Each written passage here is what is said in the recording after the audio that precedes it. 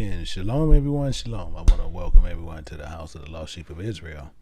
And today we actually going through a pretty interesting teaching because I'm going to be opening up a lot of can of worms that I normally do not do. However, I do want to let people know that it was going to be a part 2 to this, but however, I was led not to do part 2 for the simple fact that I do know a lot of people, and we have these other many Christian type teachers. They like to come over here and get pieces and then they take it back with them, which even me and one of the deacons actually seen one of the Christian guys doing. And he had come over here and get information and go back there and terrorize it the way that he does. So what I'm going to do, we're going to hold off on part 2 for a little while. For the simple fact, if they try to go out in part 1, and when they try to do part 2, they won't be able to do it. And that's how you will actually know that they are actually grabbing information and not knowing what to do with the information, because it has a key to it that need to open up that door completely. But you're going to find out exactly what Noah's Ark is and how it was built. So this is the thing that will be going on. And one of the main reasons also we look at is why you can look on here and you'll never see where I openly teach feast days. I do that for a particular reason, because we have a lot of camps and other people that go out there, and what they do, they terrorize it. They terrorize the word of God, which is not to be done in that fashion. So these are why when you look on these channels with the King James Bible University as well as the House of the Lost Sheep of Israel, you do not see how to do feast days, because they do them wrong, and the Bible is clear, but they do them wrong, and we don't want them to take pieces of this and pieces of that and do as Christians do. And the same thing here with many people teach on Noah's Ark. They teach on Noah's Ark. Some say Noah built a large boat or a ship like vessel. And then the rain came and the water raised up and the ship or the boat floated along the way. And before that happened, they go on to say how animals came 2 by 2. Even though they was wild, they came to Noah 2 by 2 harmless. And Noah loaded them on the ship that people was calling the ark. So this story been told time and time and time again. And to do this, and the ones who teaches this is proving one thing to anyone that teaches this. They teach, they taught, and they get people to think that's what really actually happened.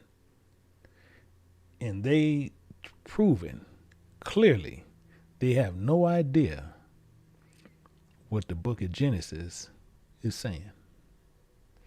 We're going to see this in scripture. Number 2, that also proves they have no idea who they worship, as in the God that they worship, because they teaching something and they clearly don't know God. Yahweh said this, and we're going to look at something. We want to look at this and we're going to dig into it. And we're going to go over to Matthew chapter 22. And we're going to pick it up at verse 29. And Yahushua said something. He said, ye do err, not knowing the scriptures, nor the power of God.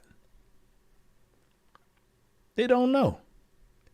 They don't have the slightest idea what it is. See, this statement comes with complete light. Men do err, not knowing scriptures nor the power of God, for good reasons. They make a story out of a show, and they want to be seen of men thinking they have great knowledge of the Bible. That's what they do. In 1 Timothy chapter 6 and verse 4, it tells you this, and this is why they do what they do. It tells you right here. It says, he is proud, knowing nothing, but doting about questions, strife, and words whereof cometh envy, strife, railings, and evil submergings. He's proud. They bold. They haughty. They arrogant. They ignorant. Not knowing when they read the Bible how it need to be done. The main reason why people question Noah's Ark, you have people of other religions question them on Noah's Ark, on that alone. You have our half brothers Islams questioning the same thing that many of us is tied on to,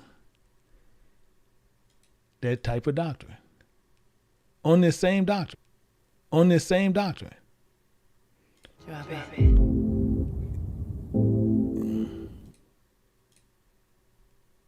The flood can't be a real flood.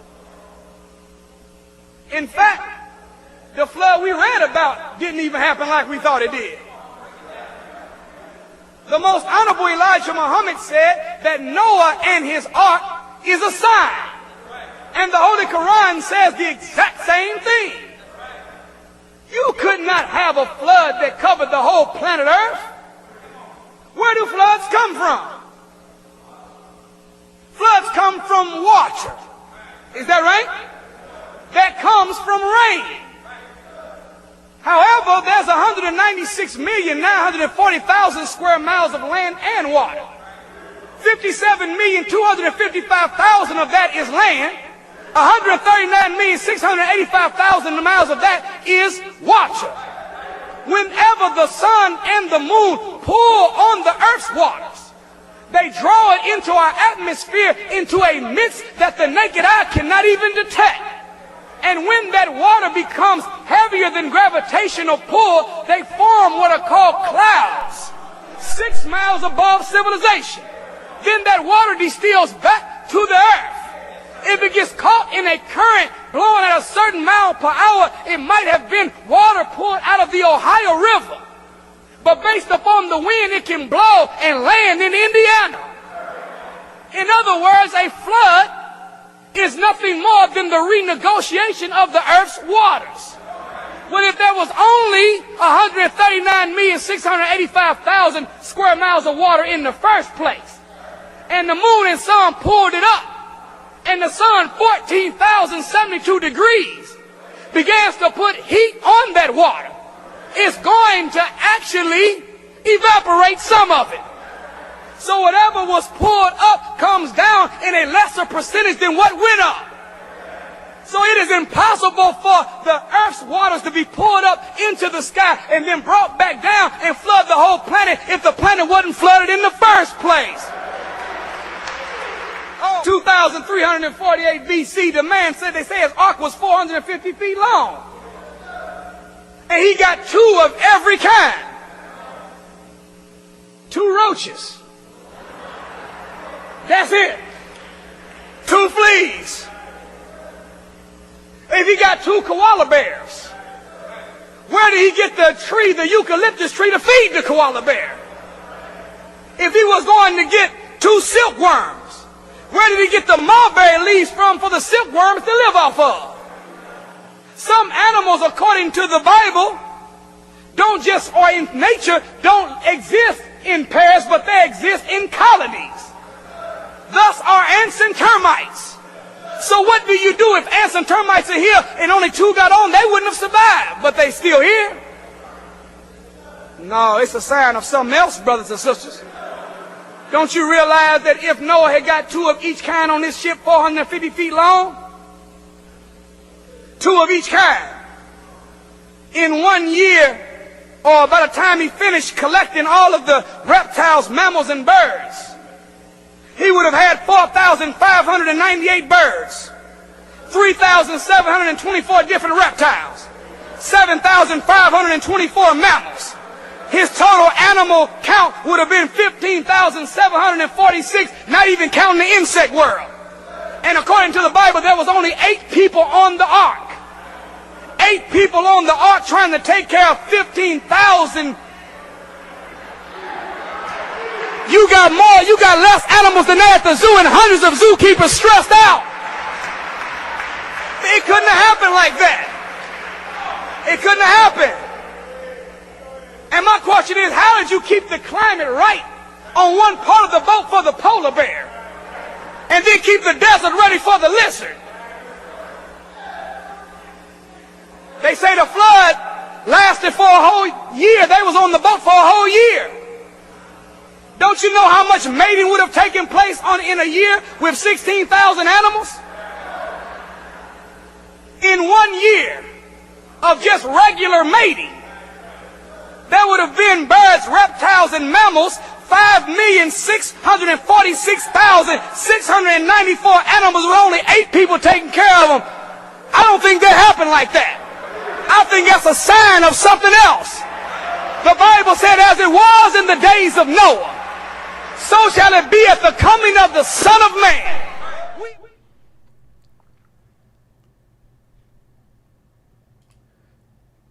So we can see here that even with this brother of Islam clearly showing you,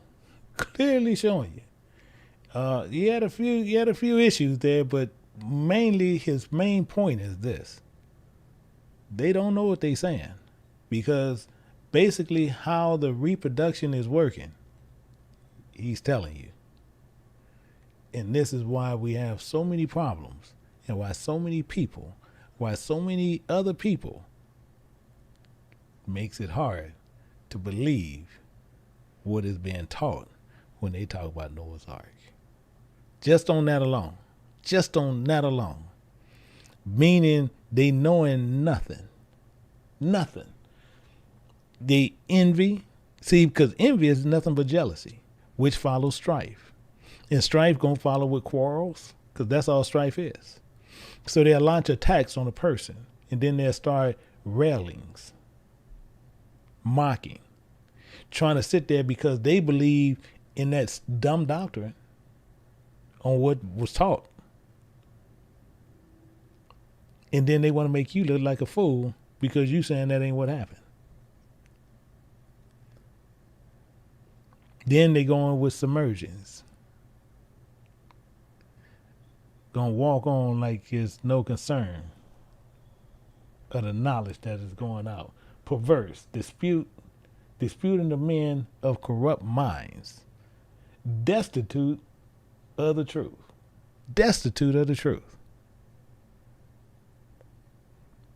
Meaning empty inside, having nothing of the truth. And it says, from such withdraw thyself. From such withdraw thyself. But the problem is we don't do that. So we got to go back in this word, and we have to show you what he's saying. Let's look at something. See, because this is the problem that we go through on a lot. And we got to remember. We got to remember this.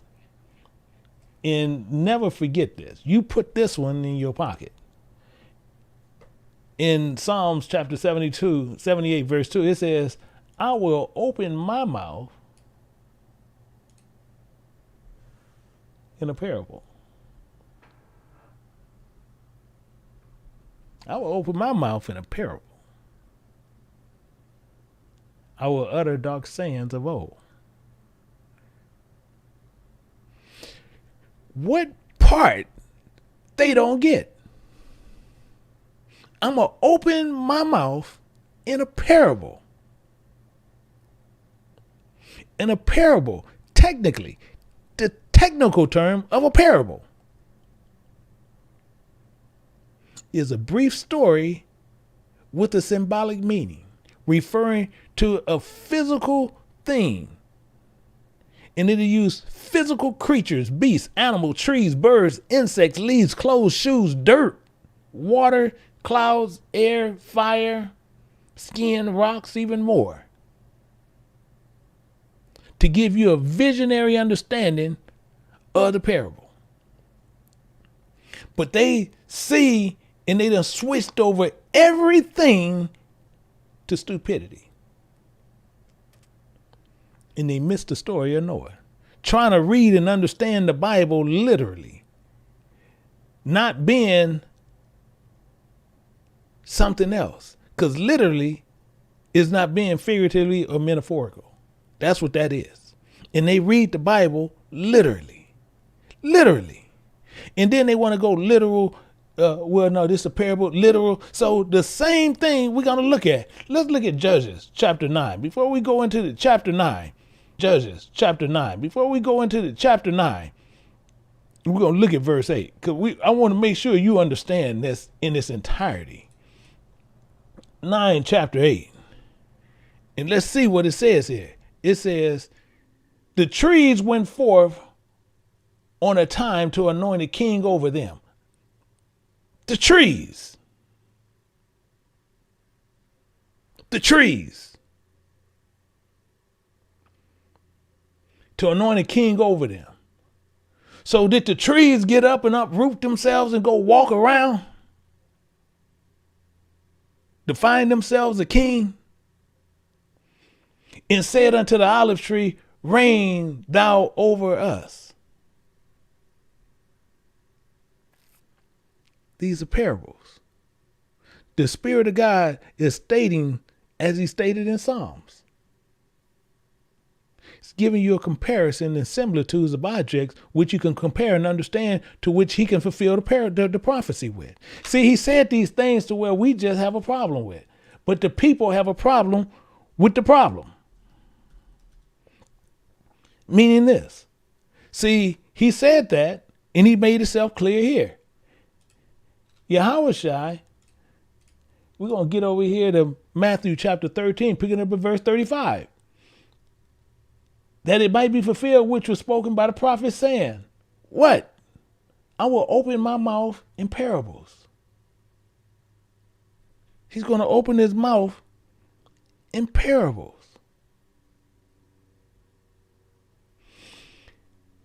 I will utter things which have been kept secret from the foundation of the world.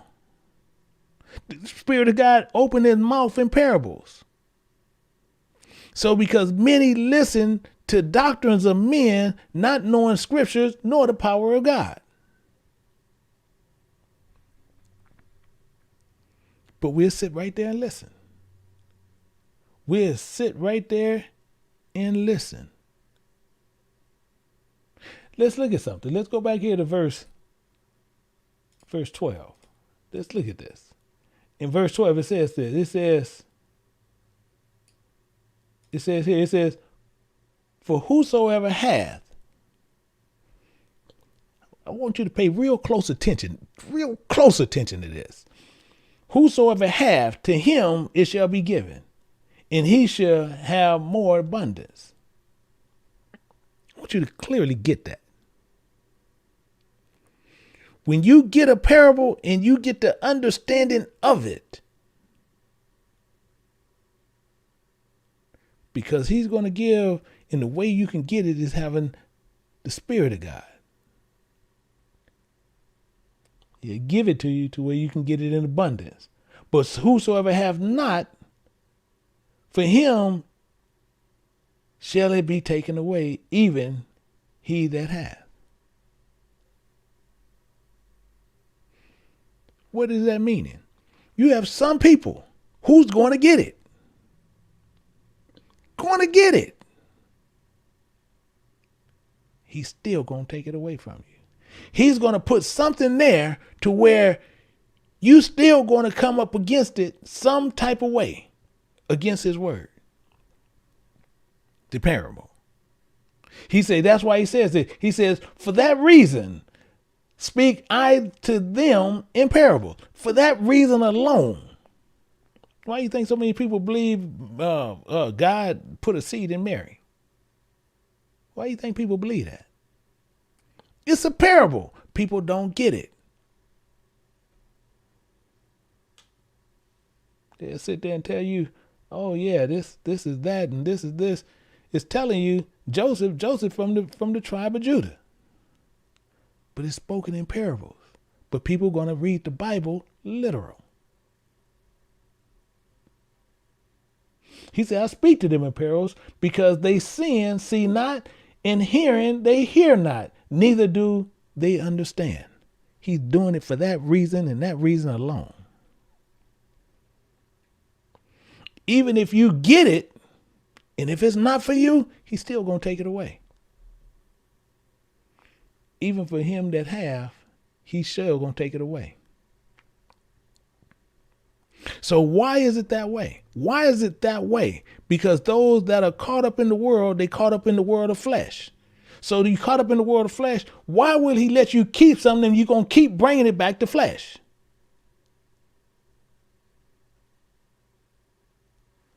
This is the problem. This is what we need to do. This is what needs to happen all the time. He makes it clear. So when you're caught up in flesh, you are scheduled. You are scheduled for the second death. Don't you ever forget that. Many people will sit there and think, oh, I'm good.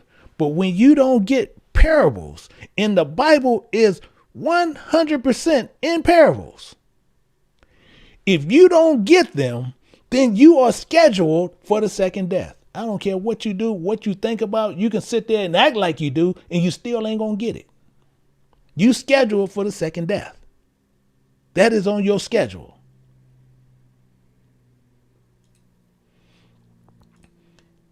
This is the problem. What's going to happen? This is the problem. What is going to happen to many people? So we need to find out what is going on, because we have people truly believe in other things. And Noah is not a literal book, as the book states. The book is done in parables. So there's no special thing that we need to see different.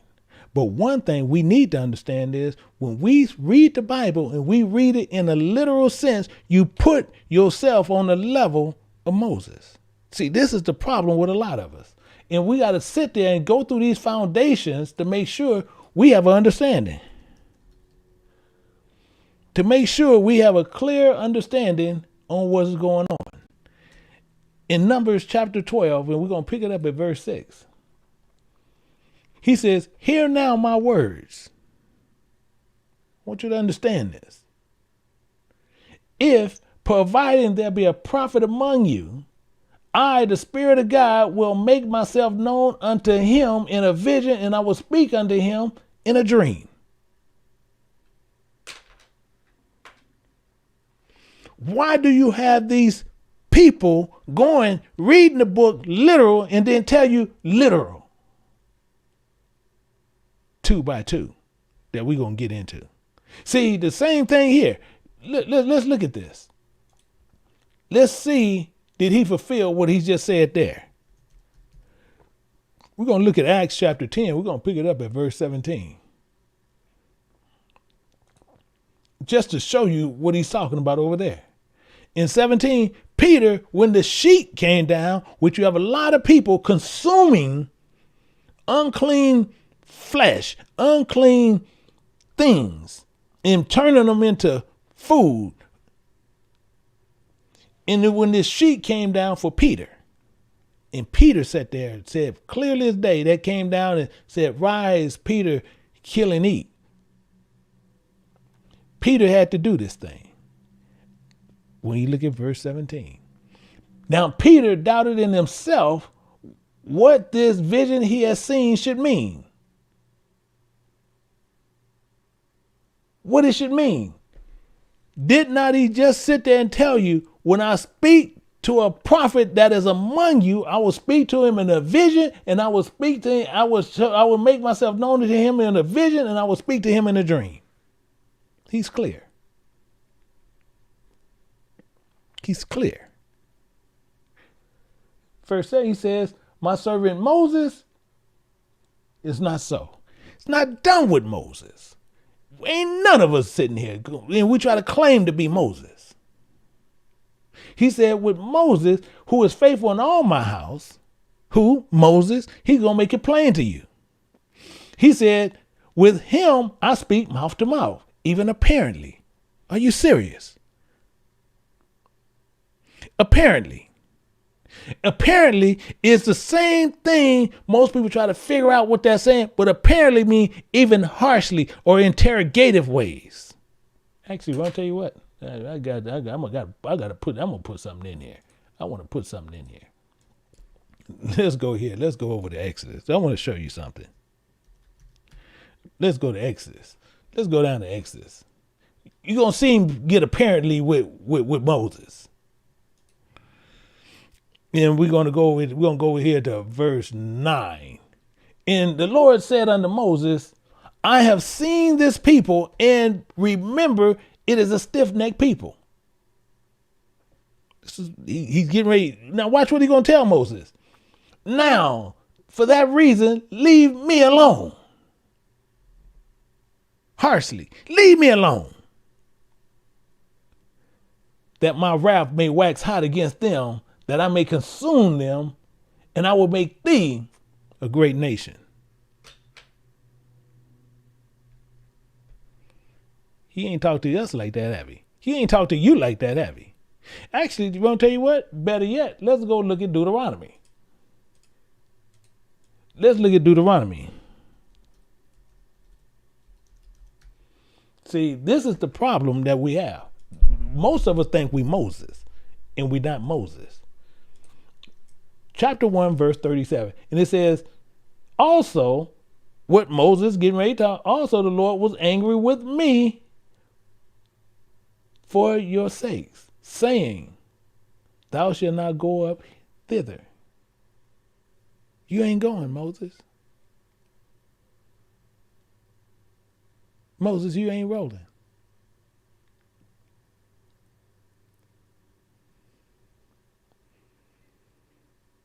He did this again when you go to Deuteronomy chapter 3 in verse 26. But the Lord was wroth with me for your sakes, and would not hear me. And the Lord said unto me, let it suffice thee, speak no more unto me of this matter. Shut up. I don't want to hear it no more. Did the Lord ever talk to you like this? See, he said, I talked to him even apparently.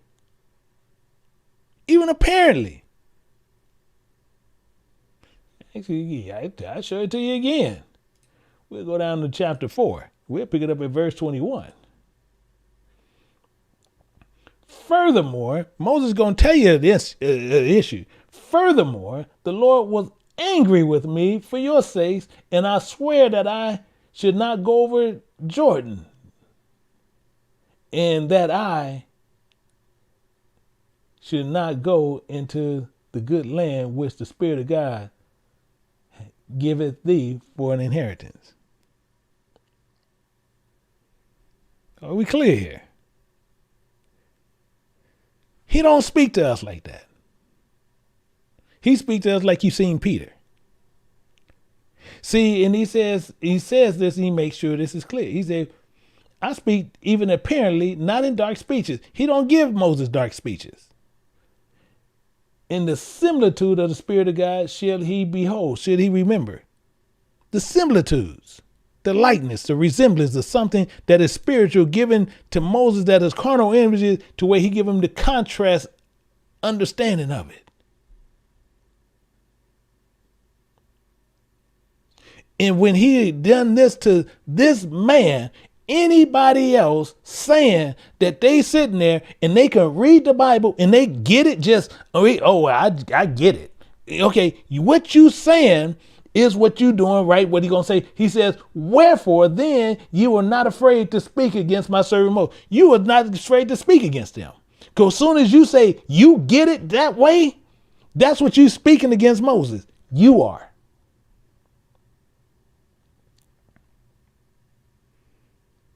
How did some of us speak against him? How did some of us speak against him?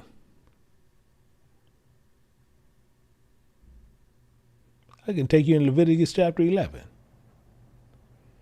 You can see all these unclean things that these people ate. He told you not to eat.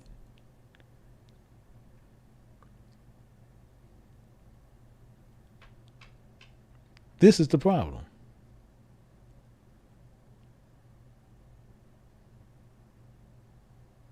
See, this is the problem that we have. You sit there, we see these problems, and we don't think nothing about it. See, he says, and ye know this day, for I speak not with your children, which have not known and have not seen the chastisement of the Spirit of your God. His greatness, his mighty hand, he stretches out arm. His stretched out arm.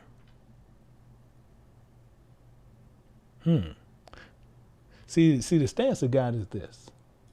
He's going to speak to you in a parable. He's not going to change anything. He's not going to change anything. And he's going to make sure this is always clear here. Always. And he said he's going to speak to you in a parable, and he's never going to switch from that parable. Because he makes sure this is clear to your understanding. Psalms 89:34. It says, my covenant will I not break, nor alter the thing that had gone on my lips. He said he's going to speak to us in a parable. He's going to speak to us in a parable. So if he's going to speak to us in a parable, that means he ain't going to never change from talking in that way when he talked to us. And you ain't going to find his parable workouts in no dang concordance, in no commentary, in no Septuagints. You got to find it in his word. So we got to find the contrast of Noah. We got to find the contrast of Noah. So we need to see this and understand it. So we got to find out, how do this art work out? But first we need to understand the objects that is in the story. We got to understand the objects that are in the story. So we're going to go to John chapter 14. Pick it up at verse 16.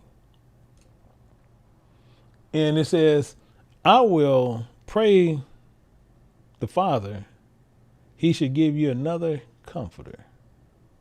He should give you another comforter, that he may abide with you forever.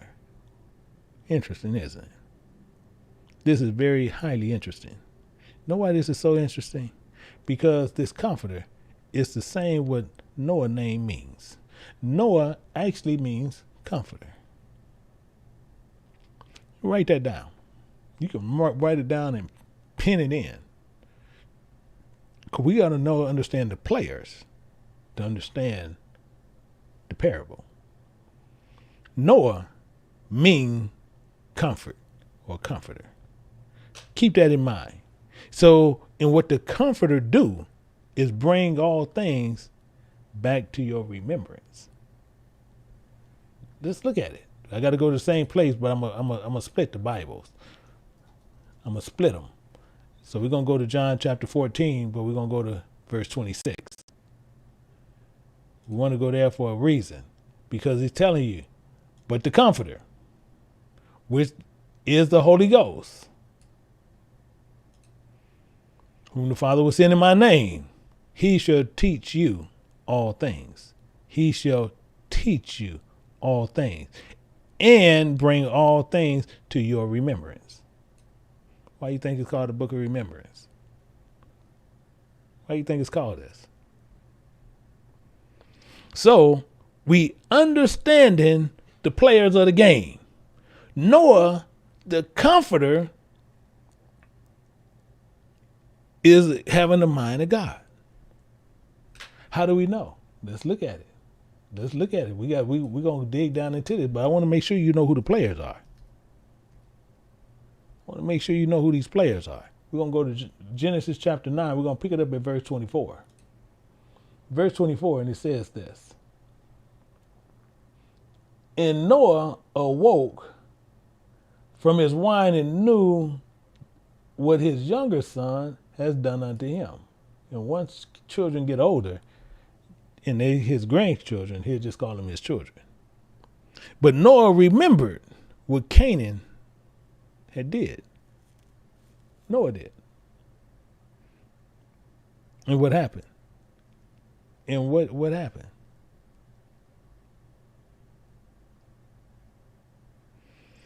Canaan has seen the nakedness of his father, and he cursed him. And that's why he says, and he gonna bring all things to your remembrance. That he tells you right over here. But watch what he says here. That may abide with you forever, even the Spirit of truth, whom the world cannot receive, because it seeth him not, neither knoweth him, but ye know him, for he dwelleth with you and shall be in you. Not be with you, be in you. Who? The Comforter. So, yeah, I want you to make sure that where you don't get lost, because I'm going to tell you. Where you don't get lost, because I'm going to tell you, you're going to get hairy.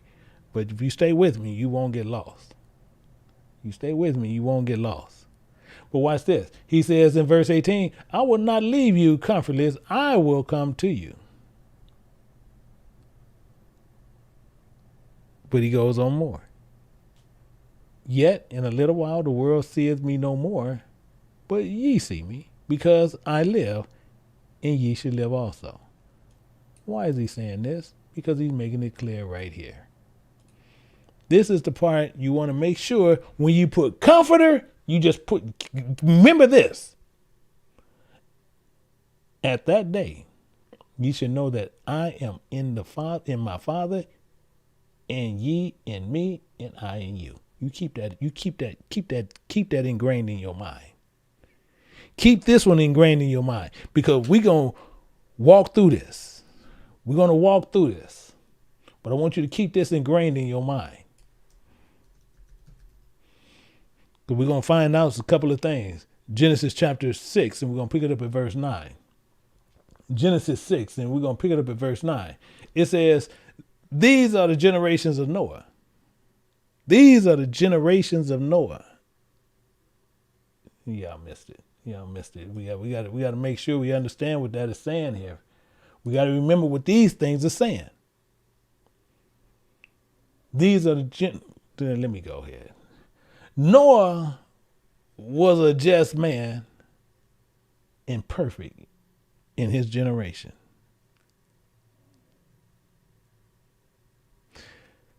Generation is a production of followers or disciples that walks with God.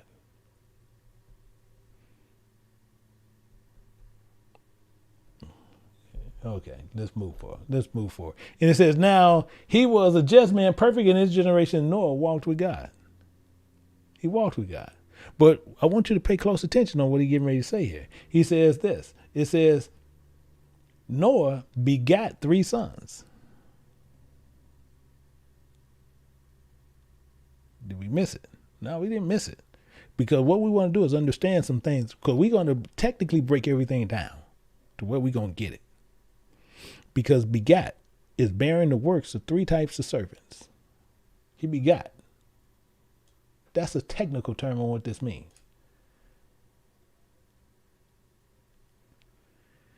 He was bearing 3 types of works of service. which of these in another story within itself. But he was found perfect in his generation. He was found perfect. And Noah was found perfect, and Noah, a couple of things happened with Noah. So we got to sit there and see this with Noah. Actually, let me do this one here. We're going to go down to Ecclesiastes, because I know it keeps changing up, but I can do it this way. We're going to go to Ecclesiastes, and we're going to look at chapter 44. We're going to pick it up at verse 17. And it says, Noah was found perfect and righteous. But he pivots. In the time of wrath, don't run past anything too fast. In the time of wrath, he was taken in exchange for the world. For that reason was he left as a remnant unto the earth. I hope we understand what he's saying here. When the flood came, he was left as a remnant. He was walking with God. He was one of the few that was following God. I want you to understand what he's saying here. So it works this way. Noah was found perfect and righteous, and he had something of God. Something of God belonged to him. And when you see these things, you know what they are.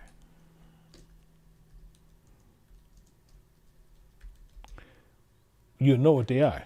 When you look at Songs of Solomon, chapter 18, picking up at verse 15. See, Noah had this.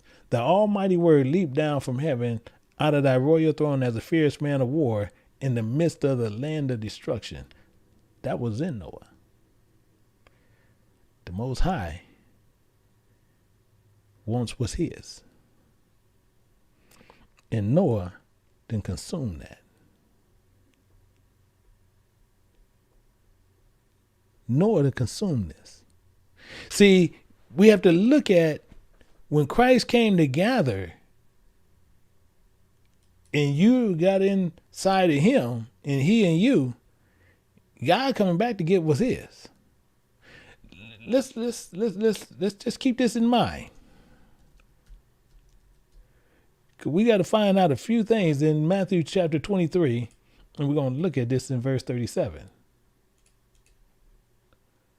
In verse 37, it says, O Jerusalem, Jerusalem, thou that killest the prophets and stonest them which are sent unto thee, how often would I have gathered thy children together, even as a hen gathers her chickens under her wings, and ye would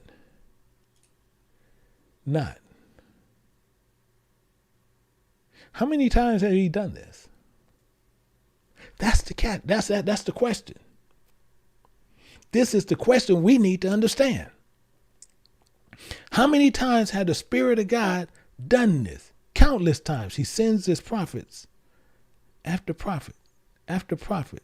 We stone them. We do everything going. And this ain't the first time he said that. See, even Uncle Idris said the same thing. He said the same thing here. So people sit there and say that it ain't there, but Uncle Idris said the same thing. We're going to go to 2nd Idris chapter 1. We're going to pick it up at verse 30. And he tells you this. I have gathered you together as a hen gathers her chickens. Under her wings pivots, but now what shall I do unto you? I will cast you out from my face. He means what he means. The reason why, you got to remember what's happening here. With those who say they're Israel and the word of God has not taken effect with you, you're not Israel, and he's going to cast you out. The Spirit of God only is looking for what is in you And that's it. He's not looking for your flesh. He's looking what's in you to take back what's his. And if you in that, then you going back with him. Then you're going to go back with him. So you have to love the things that you do. So when you find the word, as I said, many people, they can sit there and say what they want. But the main thing, wait a minute, 1 second.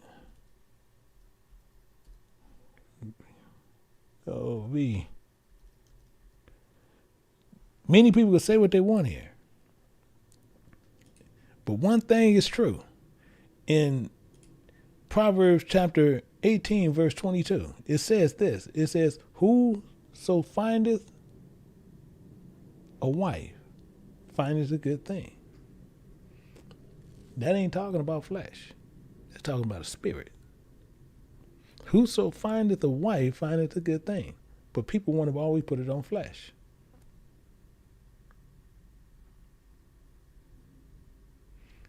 And obtain favor with the Spirit of God. You get that word, you eat it. You get that word, you eat it.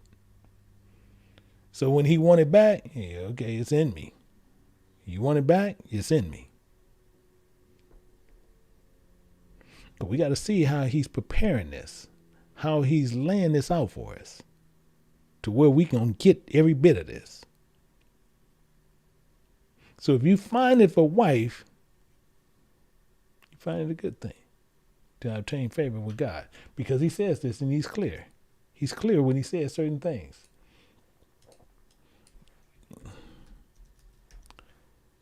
He's clear on this, and people have a problem with it, with this verse itself. Proverbs chapter 8, and picking it up at verse 17, he says, I love them that love me.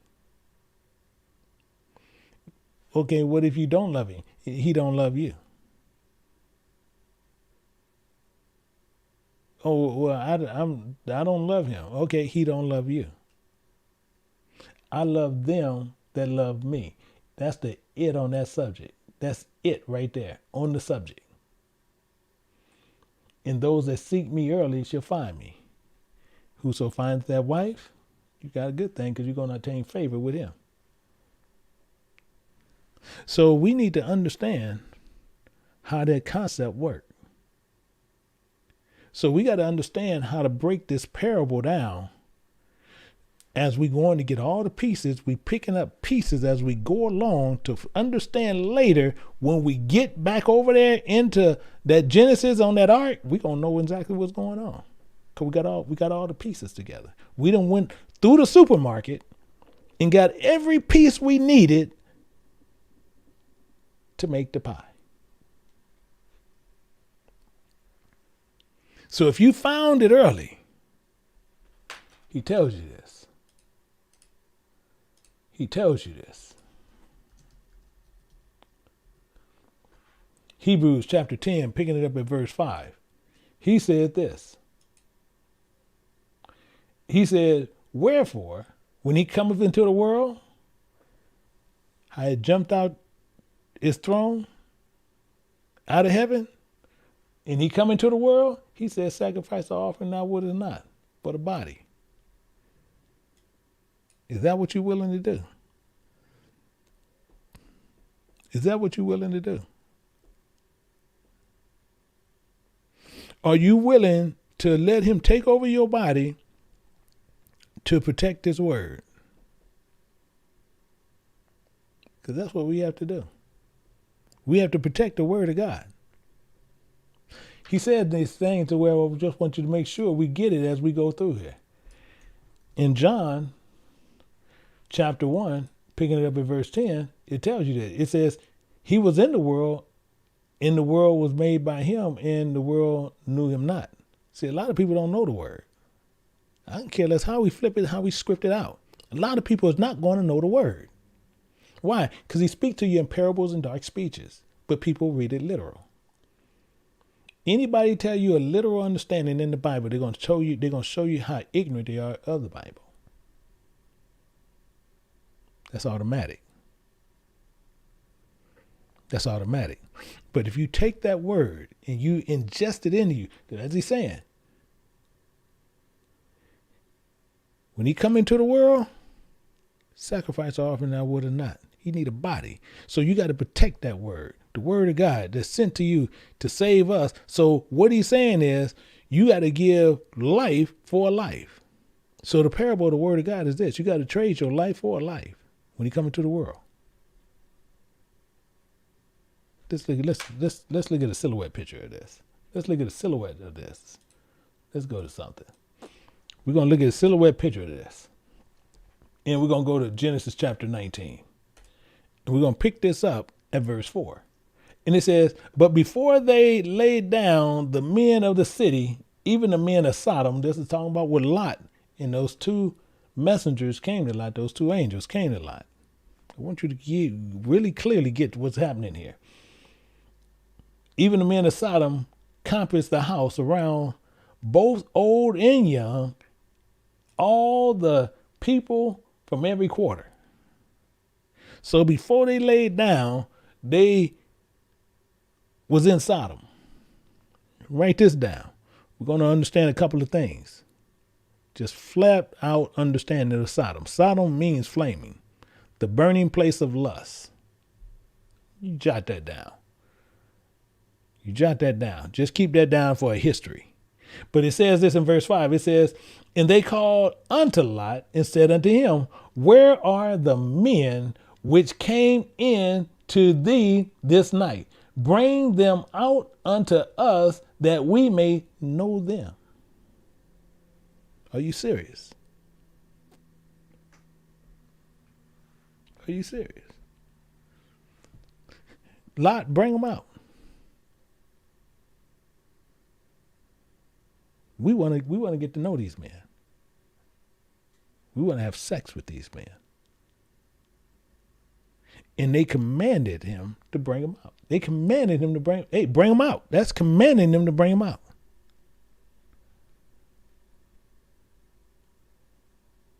This was not only speaking with them, but they was trying to gain access into the home.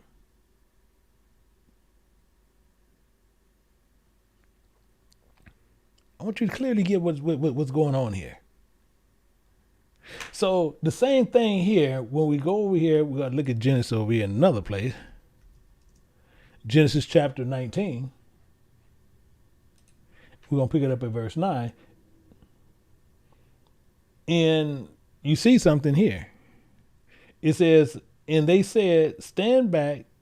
And he said again, this is one fellow came and sojourned. He needs to be judged.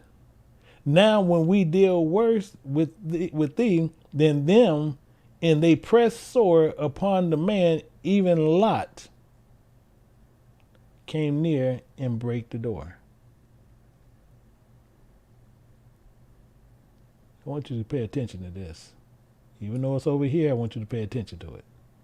I don't want you to miss this. So what is this talking about? They was upset, and they told Lot they need to teach them. They need to teach them what's going on in this town, including how they're going to deal with them. And they're going to deal with them worse than he did with him. All you got to do is read it. He says, now, I don't want to mess this one up over here. It says, now we will deal worse with thee than with them.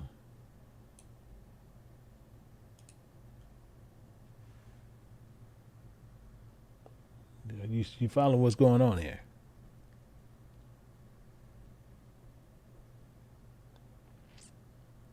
Now you follow what's going on here. So the same thing when you see here, when he was at the door, they pressing the door.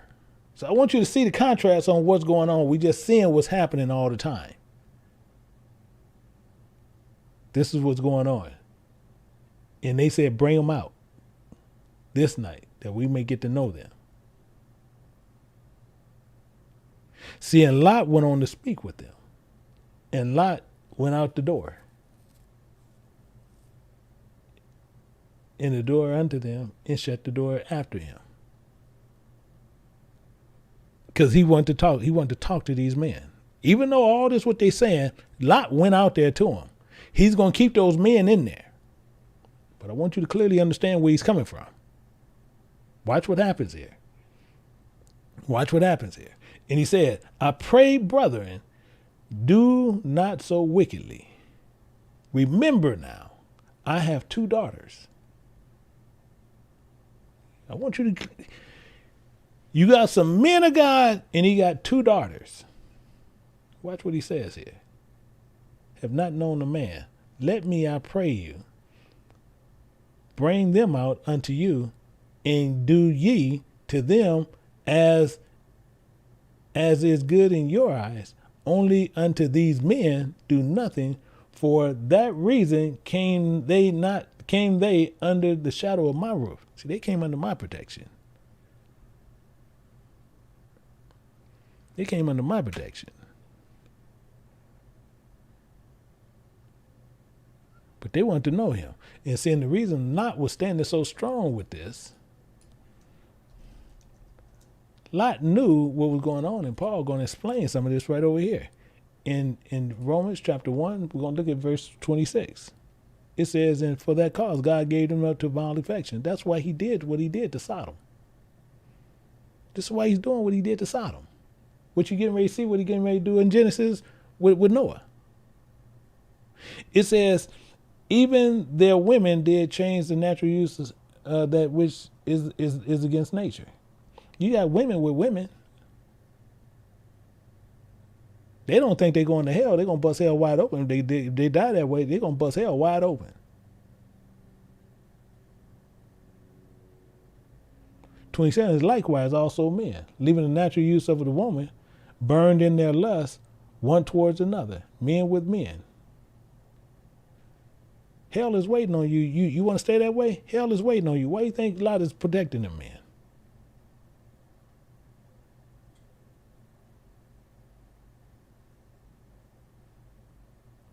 When that word is in you, you protect that word. You give life for life. You protect that word. See, and he tells you this as Paul says in what we're doing. Actually, we can go over here. We can still use this part right here. In Romans chapter 12, verse 1. So I beseech thee. I beseech you, therefore, brother, by the mercies of God, that you present your bodies a living sacrifice, wholly acceptable unto God, which is your reasonable service. This is your reasonable service. This is your reasonable service.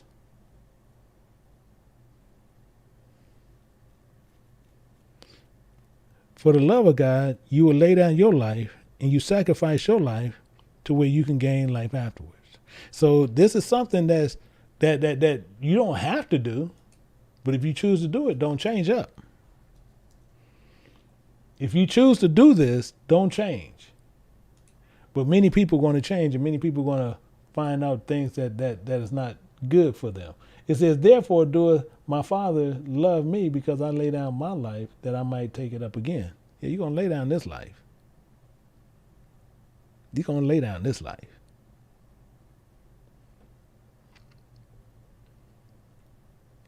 Meaning what? Let's look at this again. Let's go to Ecclesiastes. Let's go to Ecclesiasticus.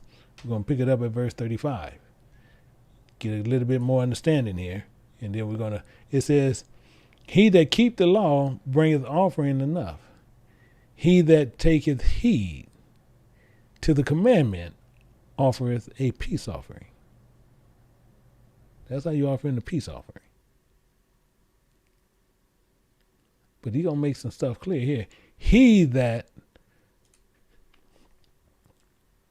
requireth a good turn offereth flying flour. It's the same thing. And he that giveth alms, he that giveth his good deeds, sacrifices praise. See, because this is people going, he that give money sacrifice praise. That's the dumbest thing you ever want to see. Because that's not what that's saying. So he makes this clear. So when you sacrifice and you do give it good deeds, you sacrifice and get praise. But the main thing he want to make sure is to depart from wickedness. Yeah, you're going to do good deeds to depart from wickedness. So is the thing pleasing to the Creator? And forsaking the unrighteousness is a propitiation. Is a propitiation. Meaning what? Is to give life as a ransom for atonement. So whatever you're doing, you giving that up for an atonement.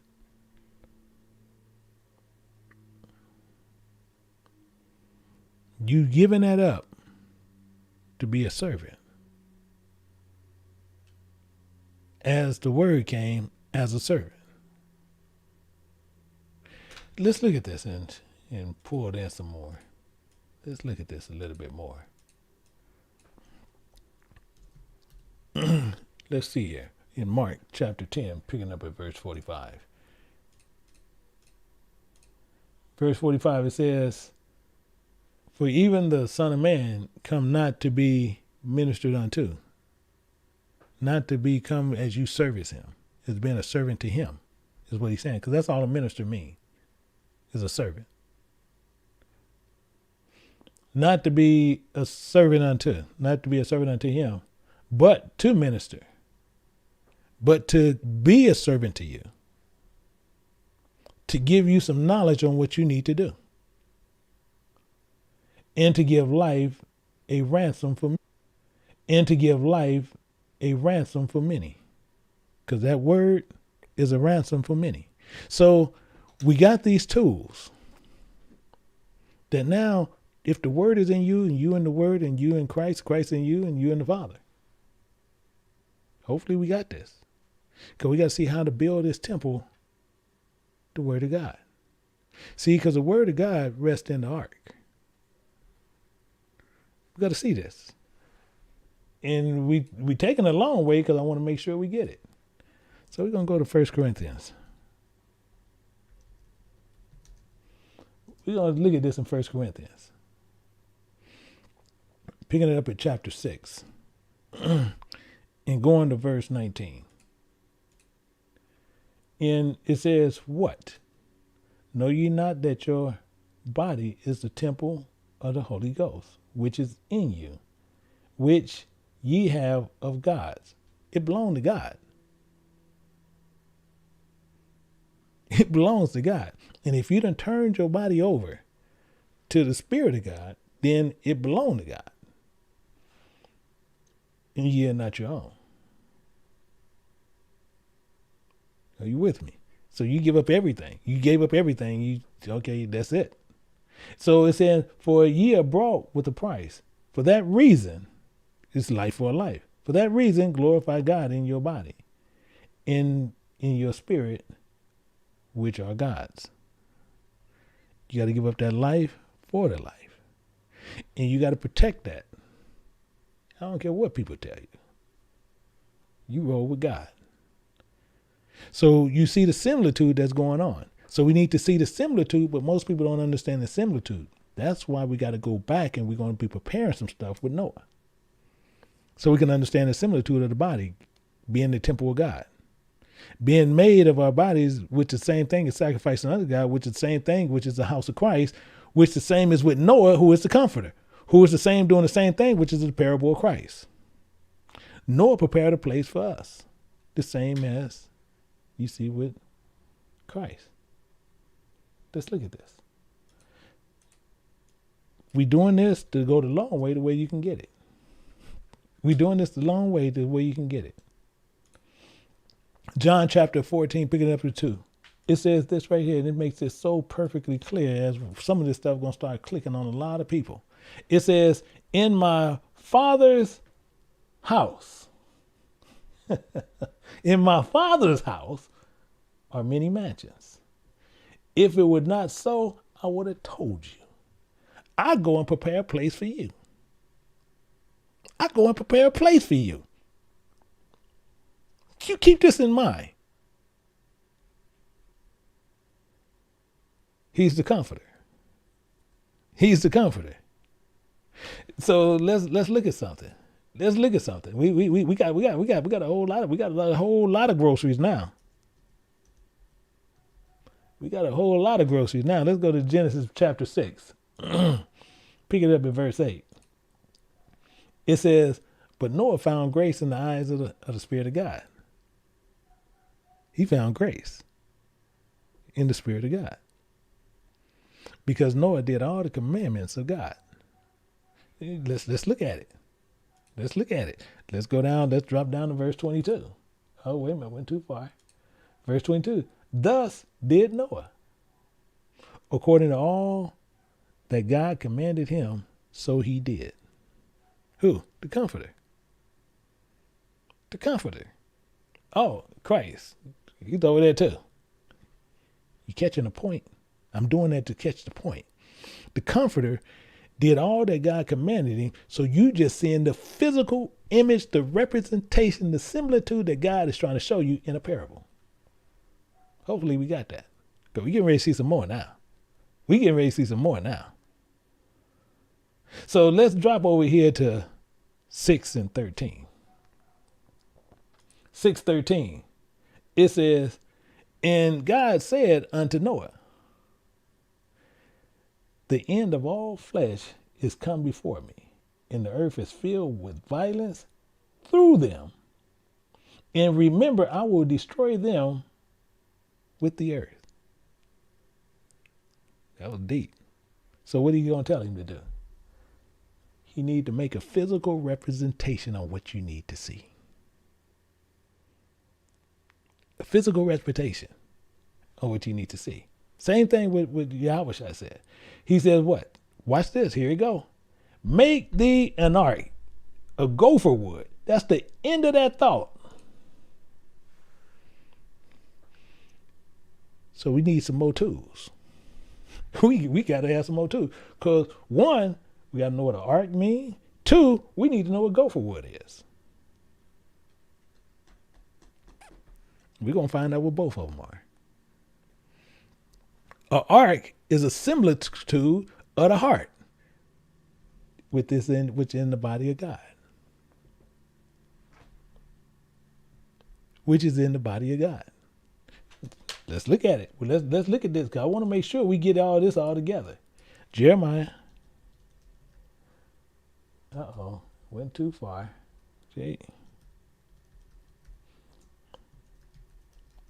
Jeremiah. We're going to go down to Jeremiah 31. Watch this. I want you to watch this. Don't miss this. It's all set up in parallel, but we're working it out now. And 31, 33. What he said this. He says, but this shall be the covenant that I will make with the house of Israel. After those days, saith the Lord, I will put my law on the inward parts and write it upon their hearts. And I will be their God, and they shall be my people.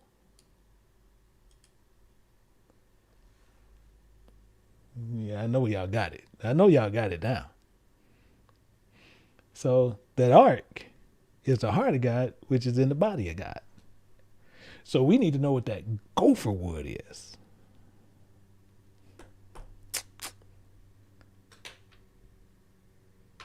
We need to know, actually, but let's look at another comparison. Let's go. Some people might not sit there and be taking that, but let's go to another comparison. And let's look at Exodus chapter 40. And we're going to go over to verse 20. And it says this. And it says, and he took and put the testimony into the ark. Is that a dang boat?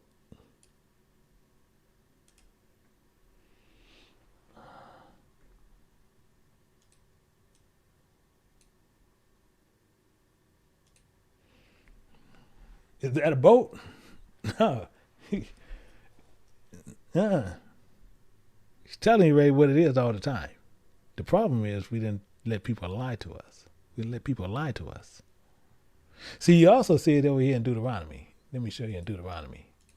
Show you this just so we can.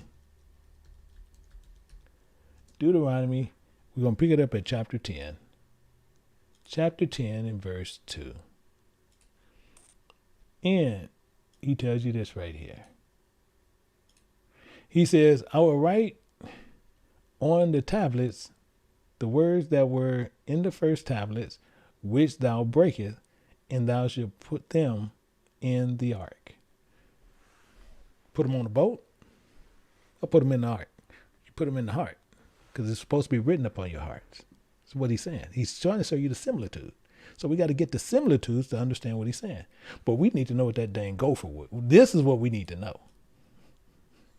That's what we need to know. What this dang gopher wood is. That's the key. See, I'm going to tell you something about gopher wood. The gopher wood is the house.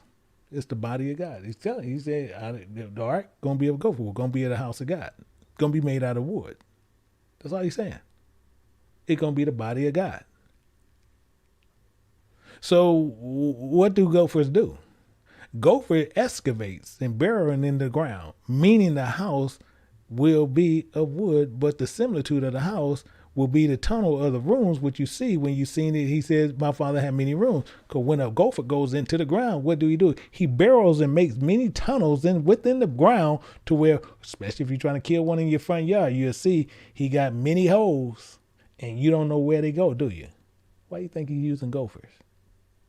Why you think, even today, please do a search. Please go anywhere in the world and ask them, can you want to buy some gopher wood? They only going to tell you it's in the Bible. I promise you that. I promise you that. They only going to tell you it's in the Bible, and they don't know what kind of wood it is. They don't know what kind of wood it is. It was a metaphor. It was a parable. Being the body of God. That's why he said a gopher wood, because it had many tunnels. Watch how he say. Watch how he says this. Rooms. My father has many rooms. Thou shalt make in the ark, and the pitch it within and without pitch. With pitch. Really? Oh yeah. He's been saying this the entire time. Now I guarantee you got a lot of Christians that visited over here, and they're gonna go back and teach it, but they're not gonna really know how to do it because the second piece they're not gonna get on what they need to know. But that gopher wood is an unidentified tree. Why? Because it's a parable. So he tells you this. He says, and this is the fashion that thou shalt make of it. Here you go. The length of the ark. So the length of this building, this body, not a ship, an ark. Something you can put, store, protect things in. Shall be 300 cubits in the breadth of 50 cubits, in the height of 30 cubits. So, what is that saying? So the length of this, in the terms and what Christians like to say, is 450 feet in length, 75 feet wide, and 3 stories high. Interesting, isn't it? If a Christian tell you it's sunny outside, you need to, if you're standing outside, you better look up. But you see what's going on here. See, and he said something that was key here. Something that was really key here that we need to pay attention to. Verse 16. Verse 16. It says, a window shall thou make of the ark, and in a cubit shall thou finish it above. And the door of the ark thou shalt set on the side thereof, in with the lower and second and third stories thou shalt make it. Are you with me? Are you with me? See, the ark, when it's completed, I'm telling you how it's going to be. See, the window is 1 cubit on top, but the door of the ark, on the side, including the Lord, second and third, to be made. Once the ark is completed, the Spirit of God told Noah to come into the house of God. Let's look at it. He told him right up front, 7:1. It says, "Come thou and all thy house into the ark." Come on into the house, bro. Come on in the house. Come in thy house. Because he's telling you,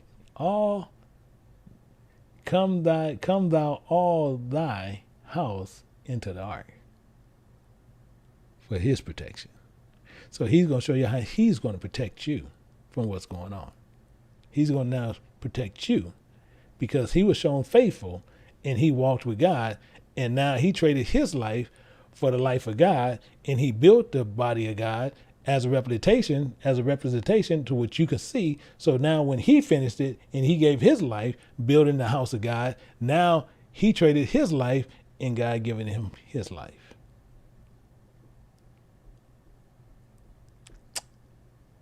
Straightforward. But let's look at it a little bit more. So the ark is not a ship or a boat, but a similitude of a heart being built in the heart in the body of God. So we need to see this same thing. Why would happen? So the same thing is when we look at Exodus, we're going to go to Exodus chapter 12. We're going to pick this up at verse 38. In verse 38, it says this. It says, "And a mixed multitude went up with them." A mixed multitude. Not talking about people. It's talking about believers. Mixed multitude. Some believed, some didn't. Even them that have shall be taken away. Okay. I just want to make sure we're clear on this. I want to make sure we're clear on this.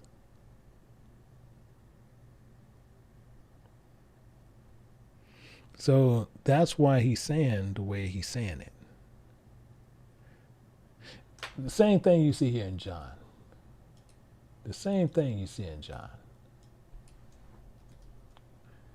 In John chapter 1, picking it up at verse 4. "In him was life." So once you built this representation, you go in there and that's showing you where life is. It was in there. Because he told Noah to build this ark, which is a representation of his heart.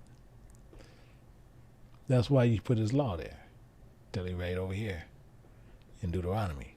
The same as he told us in Jeremiah. The same as he said over here. In him is life. And if you in him, he in you, you in the Father. It's all clear. So we was in the Comforter. The Comforter went into the house, and we with the Comforter. Did you? Okay. Most of y'all didn't get it. But that's what he's doing. He's doing the same thing. If we are rolling with Noah, Noah rolling with us, Noah's rolling into the house, and we with Noah, and we all in the house. Hopefully y'all got it that way. So the key is what?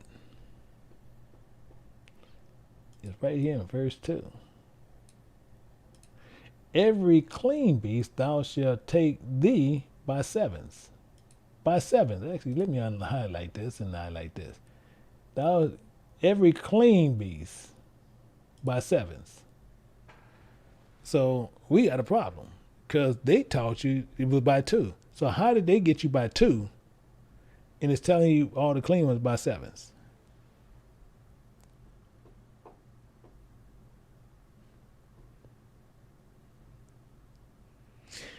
If it's by 2, how is this in your Bible? By 7.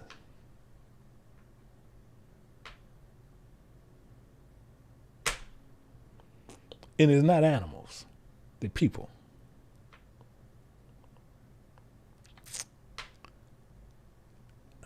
I don't even know what to say at this point because this is how we've been bamboozled so long.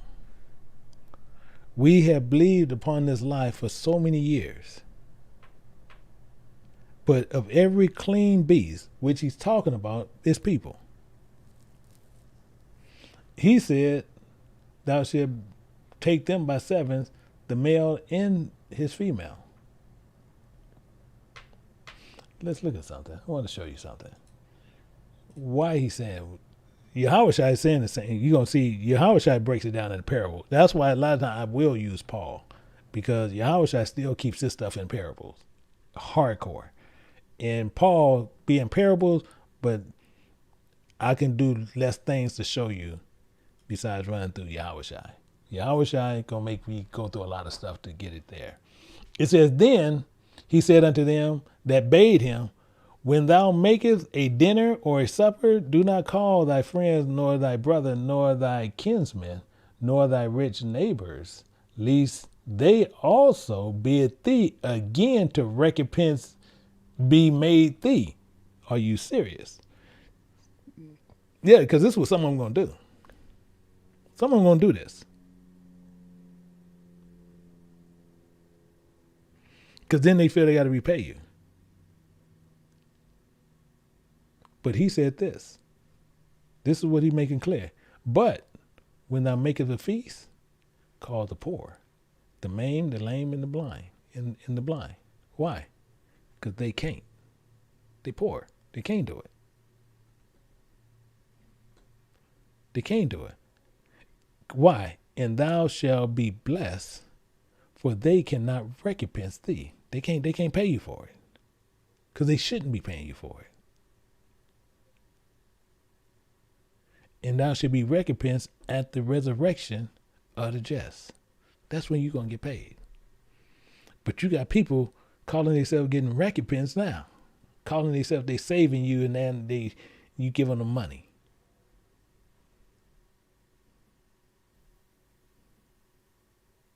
So that's why he's saying this stuff. But let's look at something. So we got to remember this in how it goes. How it's rolling with Noah.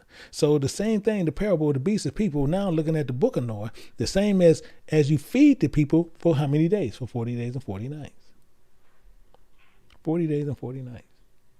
That's what he did.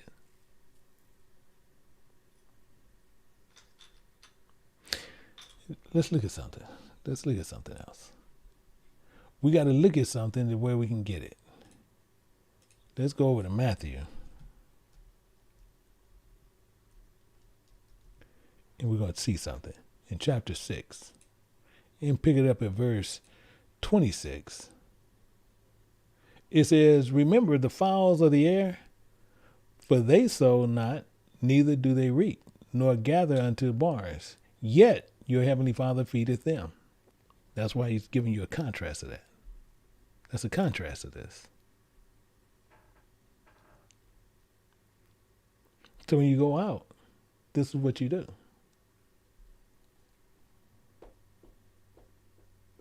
He's been real clear with us. He's been very, very forward with us.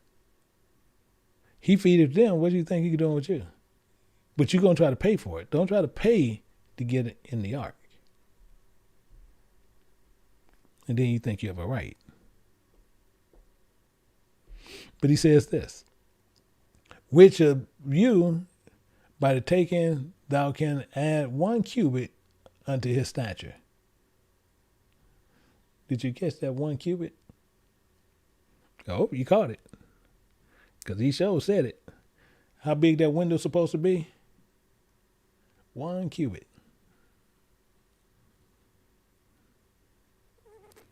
1 cubit. Did you catch it? So he's saying the same identical thing. Add 1 cubit to his stature. The same as a window, a guy that you see in Genesis chapter 6, verse 16.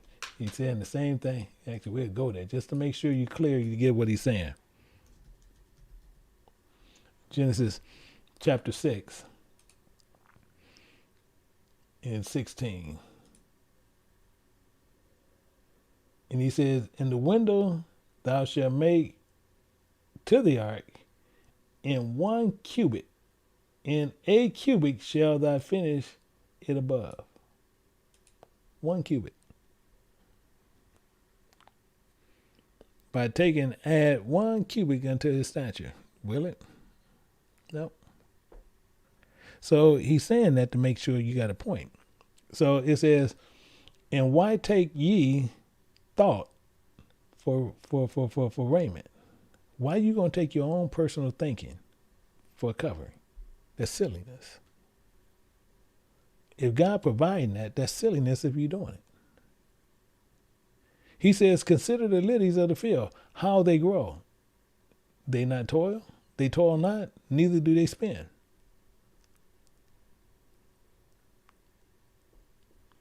So we need to understand really what's going on when we're dealing with this with Noah. Of every clean beast, thou shalt take thee by sevens, male and his female.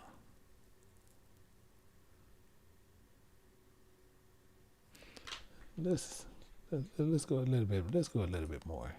Let's go a little bit more. I want to show you a little bit more. Let's go a little bit more. Revelation chapter 13, picking it up at verse 9. In verse 9 it says, if any man have an ear, let him hear. But many people are not going to do that. Many people are not going to do that. What it's saying right? Many people are not going to do that. He says, if he that leadeth into captivity shall go into captivity. He that killeth with the sword must, it ain't saying should, must be killed with the sword. If you using this Bible to con people, you have to be killed by the words in this Bible. So this is why people sit there saying, well, what about this place? What about that place? I don't care where you go. If they using that Bible and lying to you, they have to be killed by the same word that they use to dupe you. You still gonna get killed along with them if you hanging with them. And it's this word that's gonna do it. It's the word that's going to do it. But I'm going to show you something. The word that's going to do it. But I'm going to show you something. Here's the patient in the faith of his saints. It says, and I beheld another beast coming up out of the earth and had 2 horns. We need to know what those horns are. Like a lamb. 2 horns. Need to know what these are. Need to know exactly what this is. And he spake as a dragon. He had 2 horns, but he's going to speak like a dragon. But he's a lamb. But he speak like a beast. Speak like a dragon. And he did this. Watch what he did. Because this is why it gets so many people. And he exercised all his power of the first beast before him, and causeth the earth and them which dwell therein to worship the first beast, whose deadly wounds was healed. This is happening today. Unreal. As we talking about Noah, this is going on right now as we speak.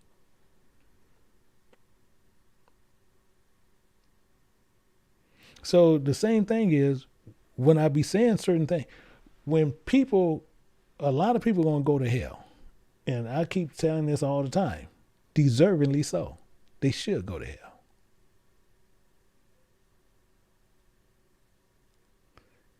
Because people, no matter what, is going to respect flesh. They're going to respect other people, what other people think. They're going to roll with other people just because. And you deservingly go to hell. Deservingly so. He's telling you right there. Don't get your kindred.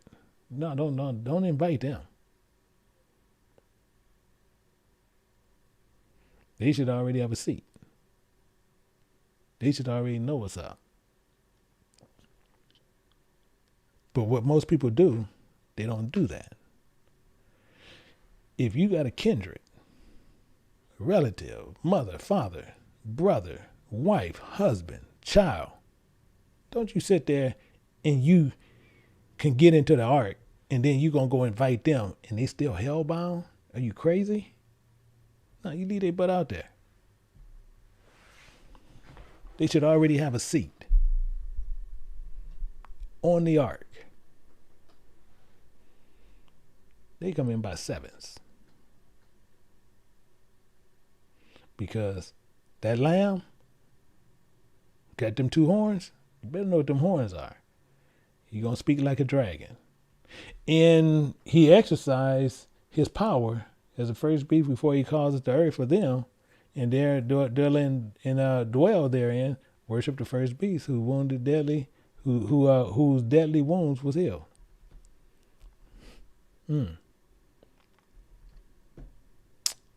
This is interesting. He doeth great wonders, guaranteed, so that he maketh fire come down from heaven on earth in the sight of men. And people respect these stupid men day in and day out. People be wanting you to respect these older people that call themselves teachers, and they want you to respect the fool. And I'm not going to respect the fool or flesh.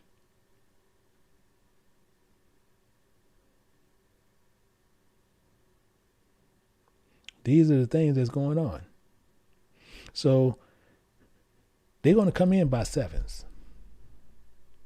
And he says, and deceiveth them that dwell on the earth by the means of those miracles which they had power to do in the sight of the beast, saying to them that dwell in the earth that they should make an image of the beast, which had wound by the sword and did live. And did live. And what they gave life to, and had power to give life unto the image. You got people worshiping men. They'll tell you they're not worshiping men. But if you go into any building, any place where a man's sitting there saying, you got to come to this house to get the word of God, you worshiping that man. I don't care how people can sit there, they'll tell you, oh, I'm not doing it, you doing it. You have people sitting there telling you about the ark, and now they're talking about all the beasts came in there 2 by 2, 2 by 2. You got even the state of Kentucky spent more than $90 million on the so-called replica of Noah's Ark. And it looked like a ship. Loaded with things that look like dinosaurs. And that's not even real. So this is the problem that's going on. But it goes on more over here. It says, and the males and the females and the beasts shall not be able to clean, so all the unclean by 2. See, they tell me all the unclean is by 2. So the parable of the fowls of the air, clean is by 7. Unclean fowl by 2. So we need to know a couple of other things in here. We got some other things in here that got some problem. We're going to go to Genesis chapter 1. We're going to pick it up at verse 20. And God said, let the waters bring forth abundantly creatures that have life, and the fowls that fly up above of the earth, the open firmament of heaven. So it's telling you right here about these fowls. Tell me about these fowls. But what do fowls mean? See, fowl got a spiritual meaning. Not a key word, but it's got a spiritual meaning.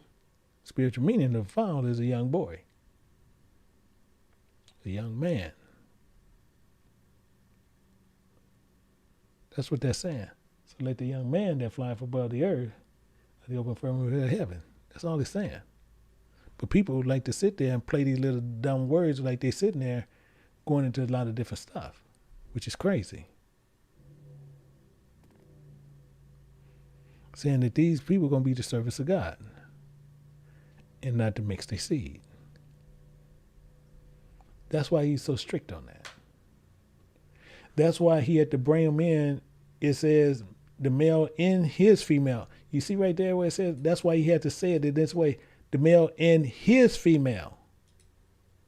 In his female. Because it has seed within themselves. Let's look at Uncle Idris. Uncle Idris makes this clear again. First Idris, chapter 8. I'm going to pick it up at verse 70. And it says, For both they and their sons have married with their daughters, and the holy seed is mixed with the strange people of the land. That's another reason he was doing this. He's mixing with strange people of the land, being partakers of sin. Actually, let's read this out, and we're gonna finish that out. It says, "Of the land, and from the beginning of the matter, the rulers of the great men have been partakers of this acts of sin, because it's iniquity. Those are acts of sin. When you sitting there and you mixing with other races, other nations, or all this thing, you can sit there and say what you want to say. The Bible is clear. The Bible is completely clear. When you mixing this up, and the Bible saying not to, you're sinning. You can sit there, oh, well, no, Elder Johnson sitting here, he's saying, no, the Bible tells you that. So you ain't calling me one, you calling God a liar. So that parable of the fowls of the air also by 7 in the male and the female, why? See, because watch how he's saying this, why I said those young men. So the fowls are also of the air by 7 in the male and female, to keep seed alive upon the face, upon all the earth. These young men. That's why it says that. That's those fowls.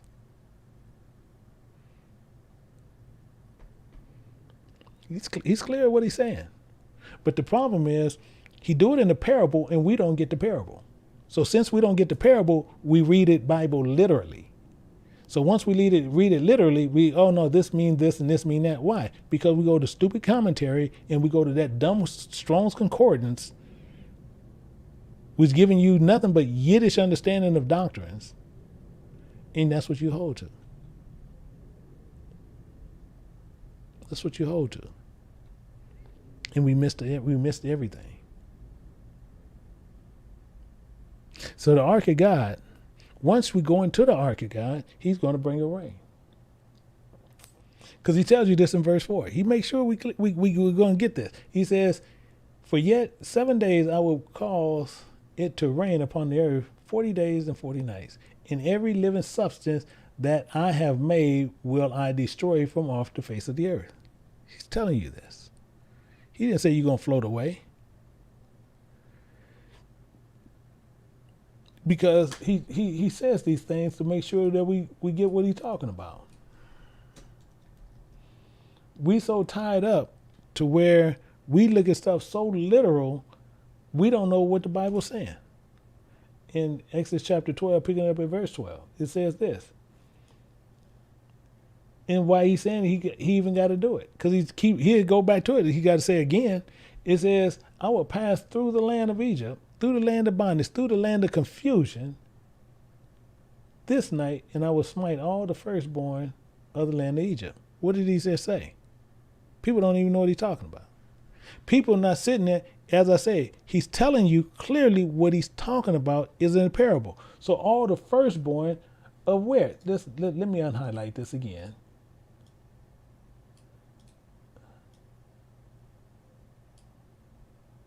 Them the ones you want. The firstborn in the land of Egypt. All these firstborn ones who's into sin, those are the ones he's getting rid of.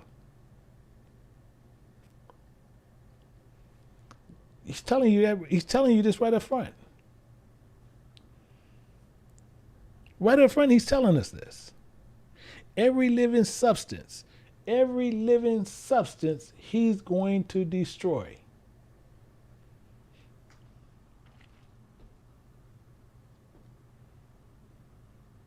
He's going to smite everything. 40 days, 40 nights. And he's going to do that by doing what? See, because now he's going to make clear why he's doing this. He's going to bring you to the house. Watch what he's going to do. I want you to be real clear here where we go through this. Why he has to do what he's doing. And he has to do this. Genesis chapter 6, picking up at verse 17. 6:17, it says this. And this is so clear. 6:17, it says, and remember, I, even I, do bring a flood of waters upon the earth. He's talking about the flood of doctrines.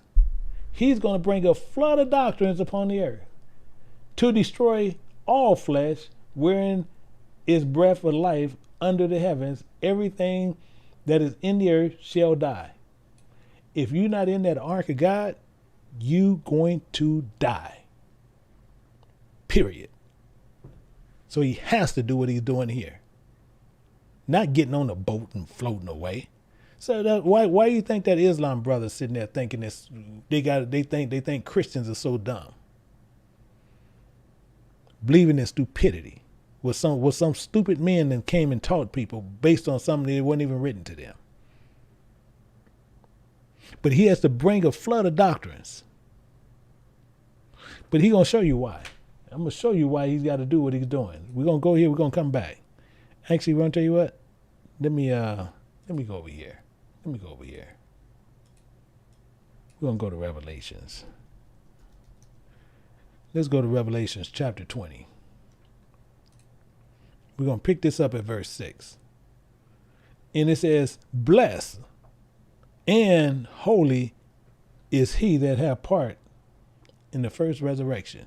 The first one that gets this and understand this and holds to this and making sure that they part of this, you're blessed. But you have some people who think they're blessed and they're not blessed. Because I guarantee you, they're confused in the Bible. They'll sit there and go somewhere in the Bible, and I guarantee you, I promise you, they're confused.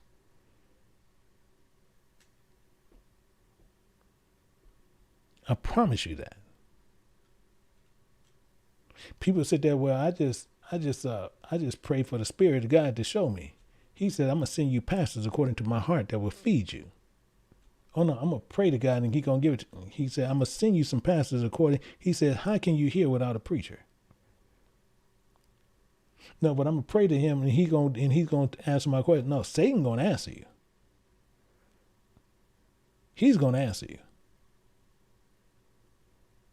You just being stored up for death. But he says this. He says, blessed and holy is he that hath part in the first resurrection. On such the second death has no power. Meaning this, if you die and you don't have Christ in you, when you come up for judgment, you don't have no power. You can't sit there and say, oh, my bad. Lord, oh, my bad. I'm good. Now I know who you are. No, you don't have no power. It's a wrap. And it says this, but they shall be priests of God and of Christ and shall reign with him 1,000 years. You better clearly get what he's saying right here. Clearly get what he's saying here. Because the ones that are part of the first resurrection are given knowledge of the wrong and right, to serve God day and night, hope to come. Renewing your mind is key. Many are going to miss this entirely. He says this. Let's look at something over here. And then we're going to come back and we're going to keep running them two over there. I want to show you something. In Matthew chapter 24, picking it up at verse 37. Yeah, it says, but as the days of Noah were, so so shall also the coming of the Son of Man be. You see what he's saying? The same as with this comforter. With Noah, the comforter. The same as the coming of the comforter gonna be. Some gonna come in there, and some is not gonna be saved to stay in there. He's clear. The problem is a whole lot of people think it's them. But he says this, for as in that day, for in the days that were before the flood were they eating and drinking, marrying and giving in marriage until the day of Noah entered into the ark. Until that day happened, they was out there doing everything under the sun.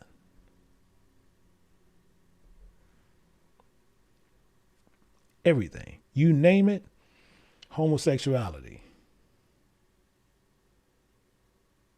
Homosexuality.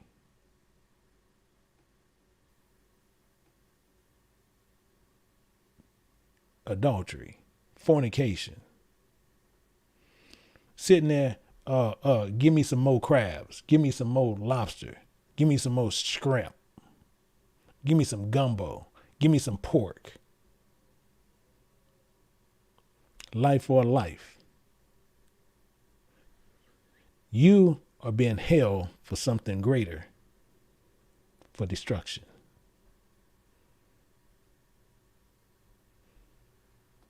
That's why he says, because once he enter in, once that happened, it's a wrap.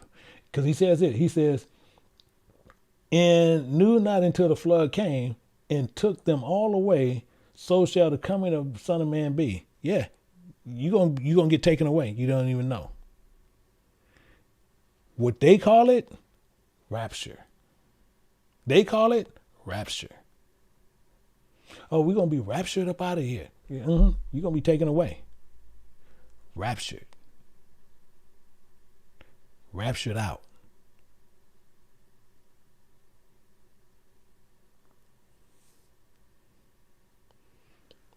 Are you with me? Watch what he says here. Actually, want to tell you what? Let me before I do this, let me show you something in Nehemiah. Just came to me. I'm gonna show you something in Nehemiah. I'll come back here. I gotta show you this. Because Nehemiah, I don't hit Nehemiah as much as I need to, but let me go to Nehemiah. Nehemiah got something to say here in 13:23. This is key here. In those days, I also saw Jews. You better know what that Jews mean. But most people don't know what that means. That had married wives of Ashdod. I ain't got to say no more. Of Ammon and Moab.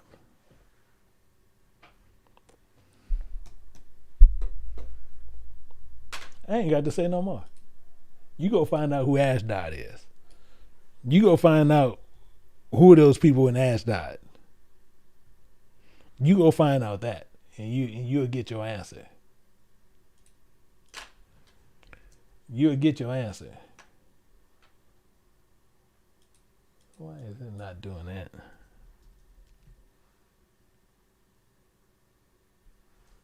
Let me try this.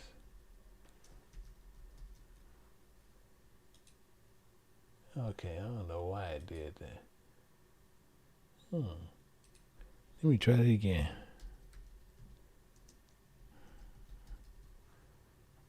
Yeah, there we go. I don't know why I did that, but let me go back over here. Matthew 24, we're going to go back over here to 37.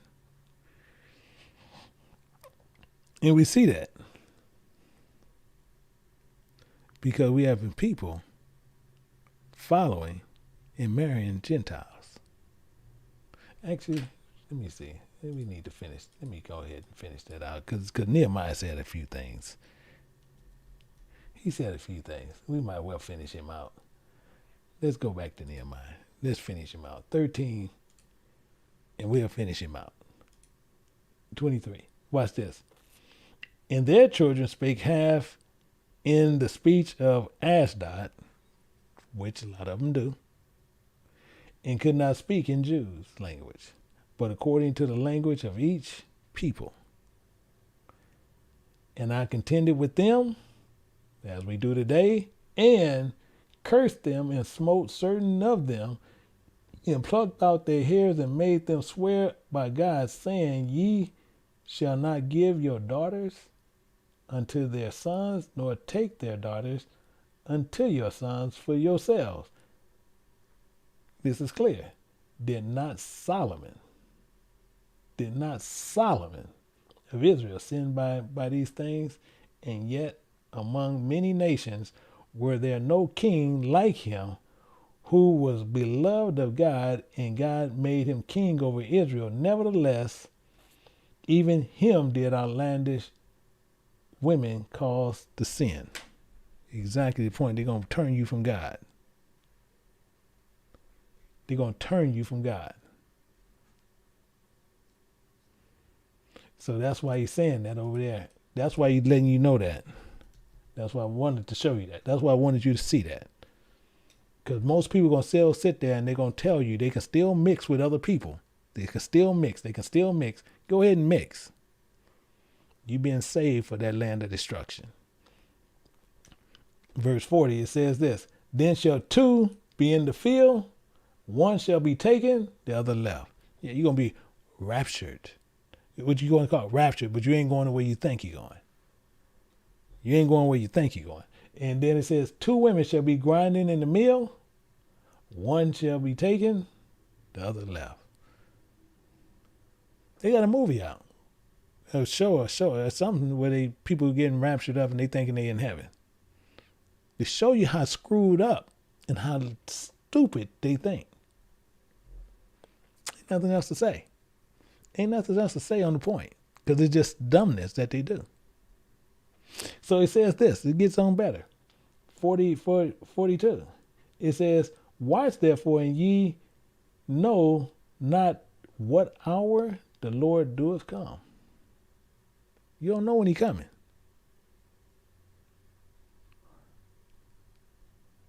So you got to remember, you don't know what time it's coming. You don't know how it's going to hit. But the one thing he said is, he's going to send a flood of doctrines that's going to hit. And while you eating and drinking and marrying, and you thinking you with this, you better figure out who you dealing with. You better figure out who you dealing with.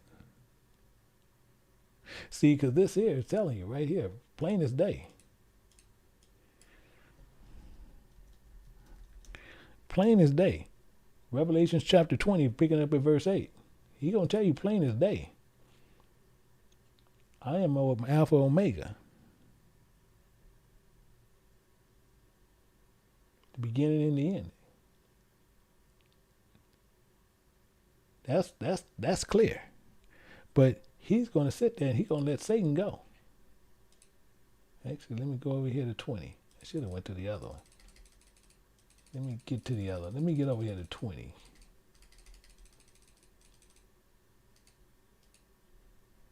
Oh, I think I went too far. Yeah, I went too far. Let me get to 20. We're going to get to verse 8.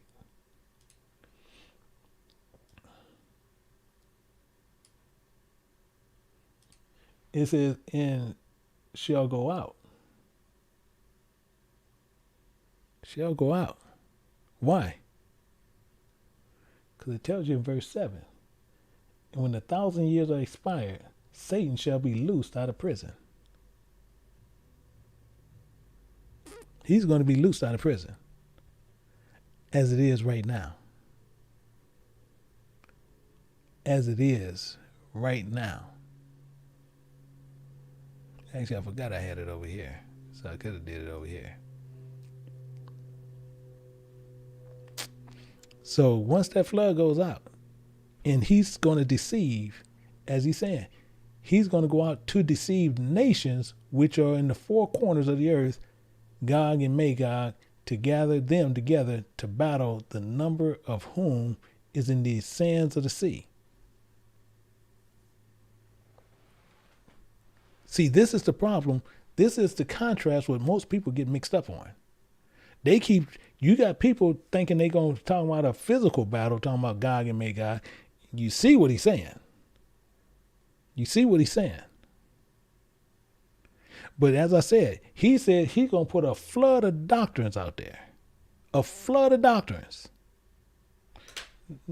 Let me show you. The Most High, he's not playing with us.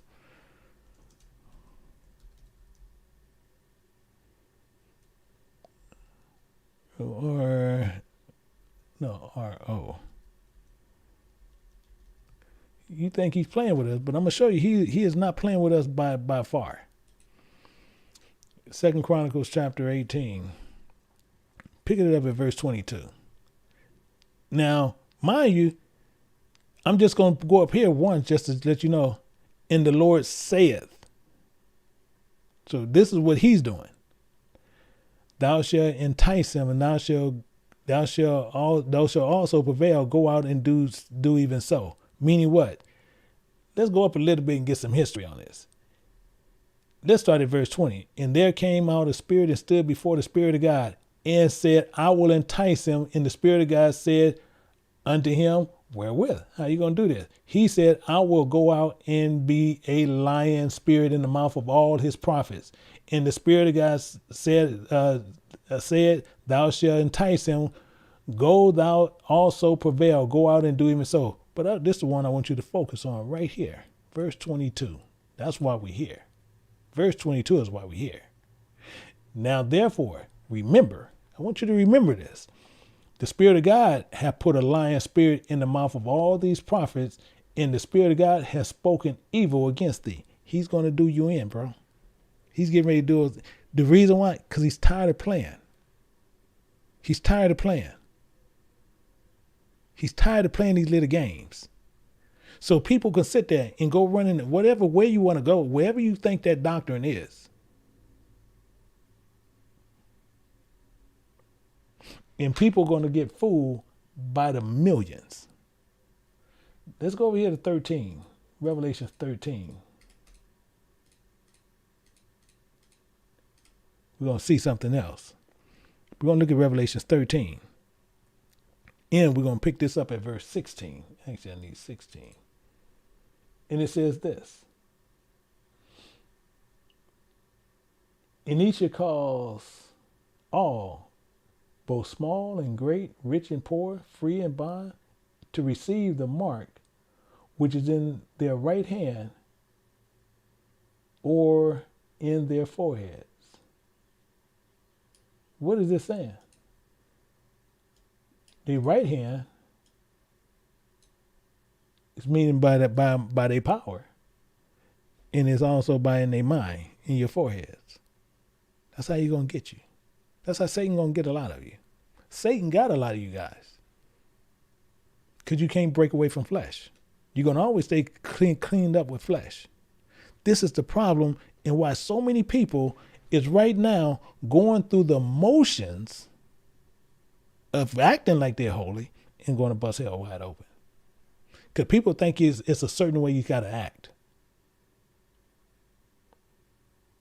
It's a certain way you have to be. And they miss the entire thing. It says this, and no man might buy or sell. Meaning they can't talk you out of that doctrine. Because you're going to hold on to it. That's why you're going to be waiting on death. Death is going to be there waiting on you.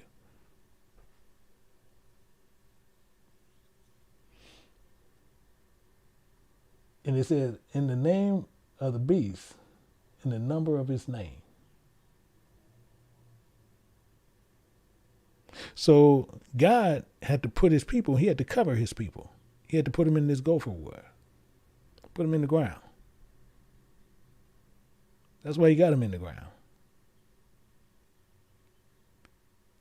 And he wanted to cover you.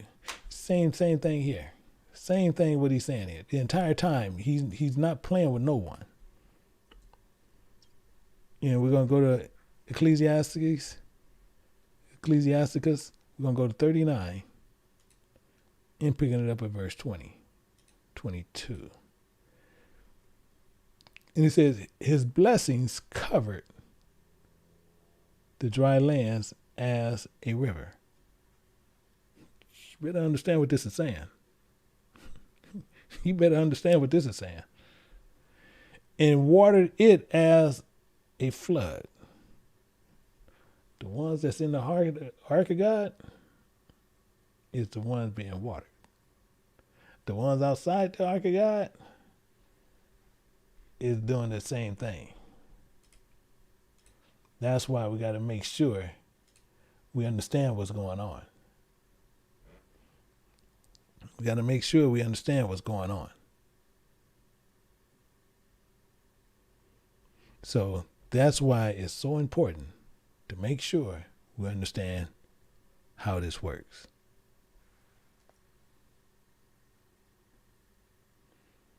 But he goes on more. He got some more to say. Verse 23. As he had turned the waters into saltiness, so shall the heathen inherit his wrath. Why you think he said, I'm going to put a lion spirit in those prophets? He's clear as day what he's saying. To turn that water saltiness. And as he's saying right here, when you get back in here, over here to chapter 12, what he said here on what he did. And he put that lion spirit in there, and the serpent cast out of his mouth water as a flood. That lion doctrine. That lion doctrine. To go after who?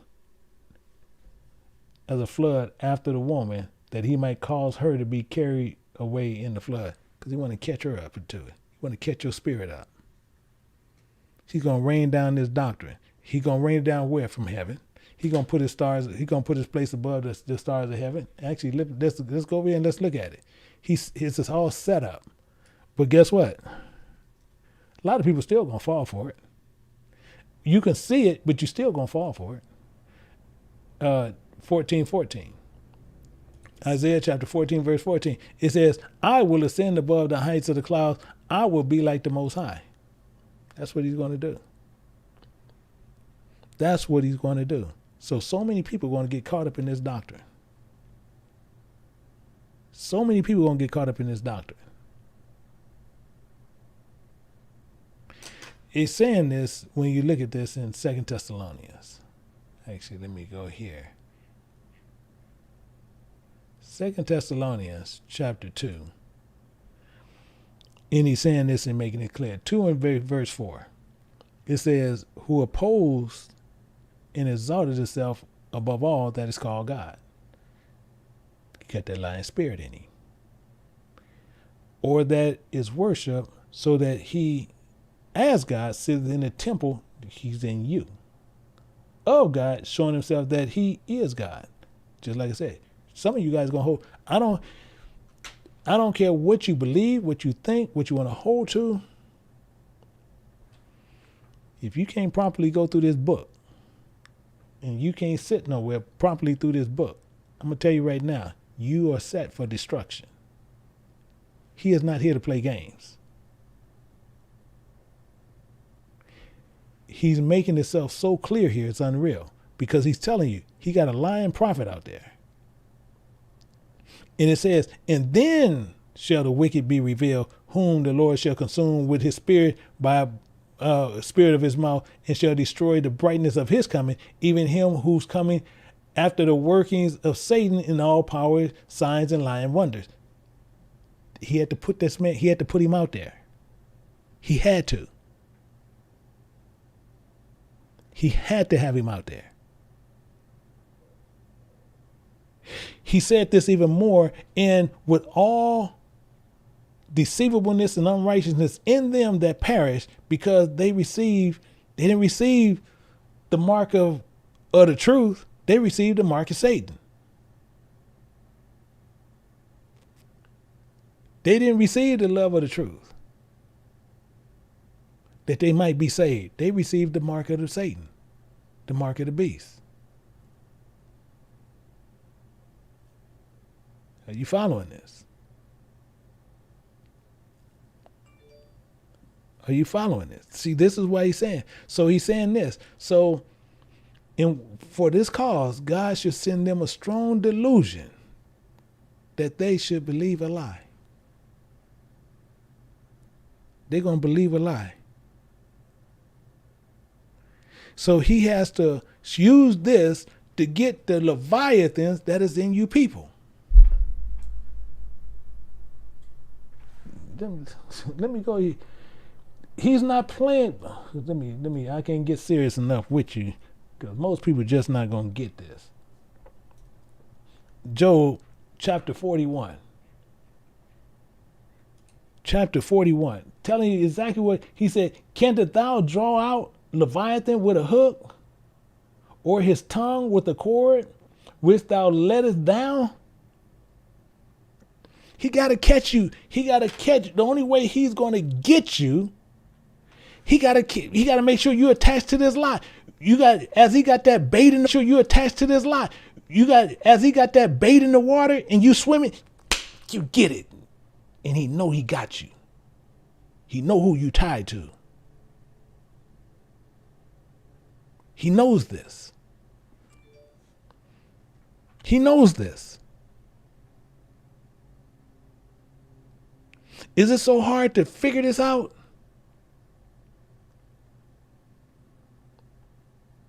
He's going to get you on this. He's going to get many people on this. He says this in all ways. Isaiah chapter 28.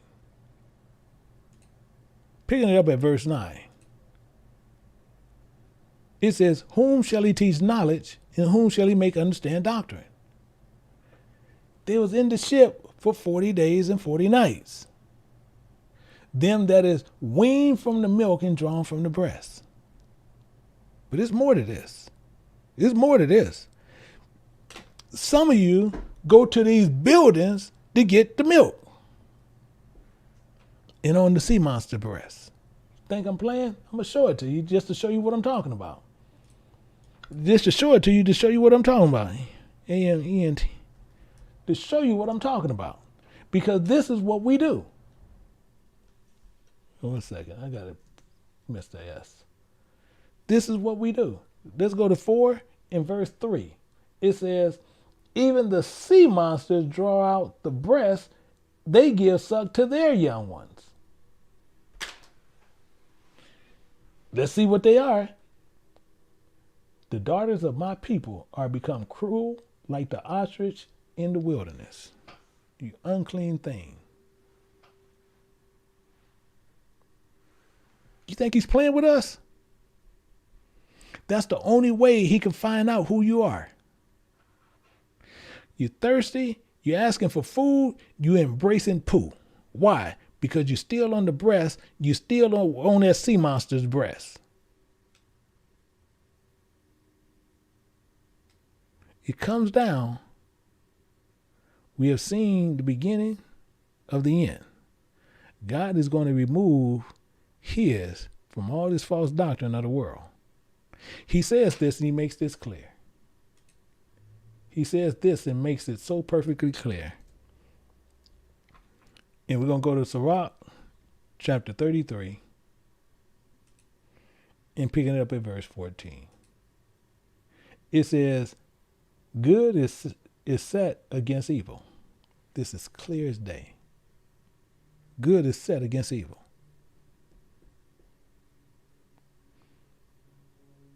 Is set against evil. And life against death. These are contrary. These are contrary. So good can only go to attract good. Evil is just going to attract evil. So he had to put both out there. He said he had to do it. He must do this. So look upon all the works of the Most High. And there are two, one against another. So what did he do? He's telling you what he did all the time. Isaiah chapter 45, verse 7. He's telling you up front what he did. I form the light. I create darkness. I make peace. I create evil. I, the Spirit of God, do all these things to get you poured out, to make sure he can find out who's who. He needs to know who is who.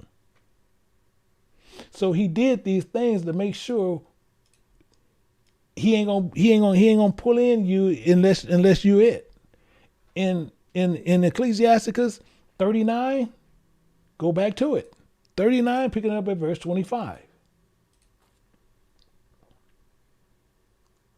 For the good are good things created from the beginning. People going to remember this. And I want you to think about this as we closing down this. You got some people going to walk away from here and going to say, man, that was a good message. And they're going to go right back doing what they was doing. Hell is waiting on you. Might not be today, might not be 10, 15, 20 years from now. But hell, don't think hell is going anywhere. Hell is still going to be there. And if your ticket says hell, you remember, that's your resting place forever. Just because you want to hold on to some flesh. You're going to make a life decision forever. And that's why he's saying it in that way. So evil things for the sinner. He's clear. So it's set from the beginning. So something I want to make sure everybody remember as we going through this. We're going to look at this as we close out. In Revelations chapter 20. Revelations chapter 20. Because many of us going to miss it. You'll never see me sit there and tell anyone, oh, all of us going to heaven. I would never say, you'll never see that come out my mouth. Why? Because we got so many people believe. All you got to do is believe in you good. That's not the truth. Tell the truth and shame the devil. But he says this, and you make sure this is clear. He says this, and he's real clear about what he's saying. He says, and I saw a messenger come down from heaven, having a key of the bottomless pit and a great chain in his hand. You better make sure you clearly get what he's saying here. And he laid hold on the dragon, that old serpent, which is the devil, and Satan, bound him for 1,000 years. That's what he did. That's what he did. You want to tell the problem here is? That's already done. That's over with. He bound him for 1,000 years. That was it. But our forefathers wasn't slick enough to work this out. So what he did is this.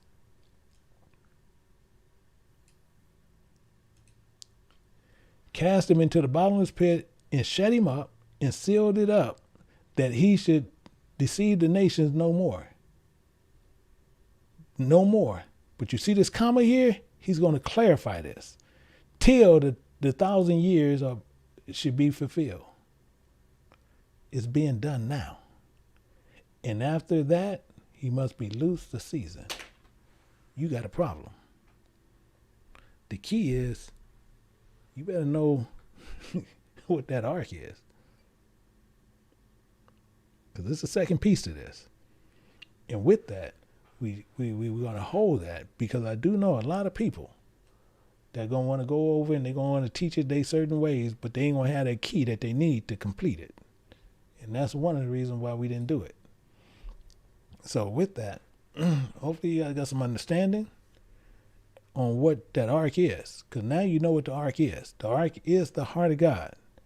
That's why you see it says the ark, and they put in the ark of the covenant, the ark of this. But then all of a sudden, he told him to make an ark, and he just made it bigger than what Moses and them did. All of a sudden, it turned into a boat, a ship. That's stupidity. You gotta think about it, folks. So with that, we're gonna get ready to. We're gonna break. We're gonna go over to. We're gonna be going through the book of Jonah, and then we're gonna also pick up Romans tomorrow. And then I do know Deacon DeFrost, they replaying his. So if you guys got the app, because we have an app that we actually have now. If I can pull it up, I'm gonna try to pull it up for you. Because we have an app now. If you want to get a hold to the app, to where you can get a hold of everything is simplified with that app. I'm going to see if I can pull it up for you. I'm hoping I can. Do it. Yeah, I think I can. But let me see. And let me put that up there. Let me put that up. So the same thing is, let me put myself out the way. And let me see here. So let me show you that app here. So that app, I should have put a background against it. But if you go to mobile.kjbu.org, you actually can see that app there. You can actually go on and you can have access to a lot of stuff that we do. It'll simplify your life. It truly will, because a lot of things that we do, it'll simplify it for you over there. So hopefully you can go over there and make a lot of things good for you, make a lot of stuff more simpler. Gives you automatic access, easy to get to with the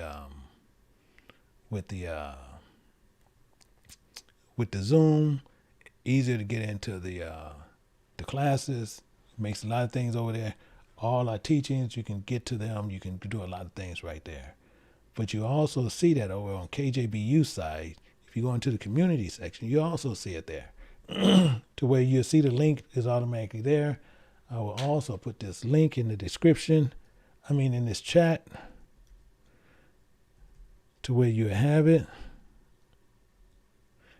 And let me see. And it's mobile dot.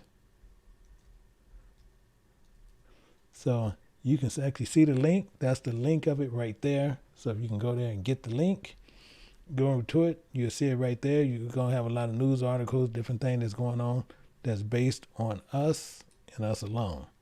So you're going to see a lot of things there. So with that, hopefully we'll continue to move through and go forward. But right now we're going to break. We're going to get ready to go over to be doing the book of Jonah. So we're going to be going through that one. And then with that, tomorrow we'll be having the book of Romans, as well as I will be doing a Bible study later on in the week, which we'll get into. So you guys look out for that. So until then, and until tomorrow. And for the class, I'll see you guys in 1 second. But until tomorrow, I see and yeah, you guys going to the wrong place, because the register is the link. So you can actually see the link. So if you coming up with an error, you're going into the wrong place. So with that, we're going to end it here. So until tomorrow, and we'll be on the King James Bible University side. We'll be over on that channel. So until then, I say to each and every person, shalom.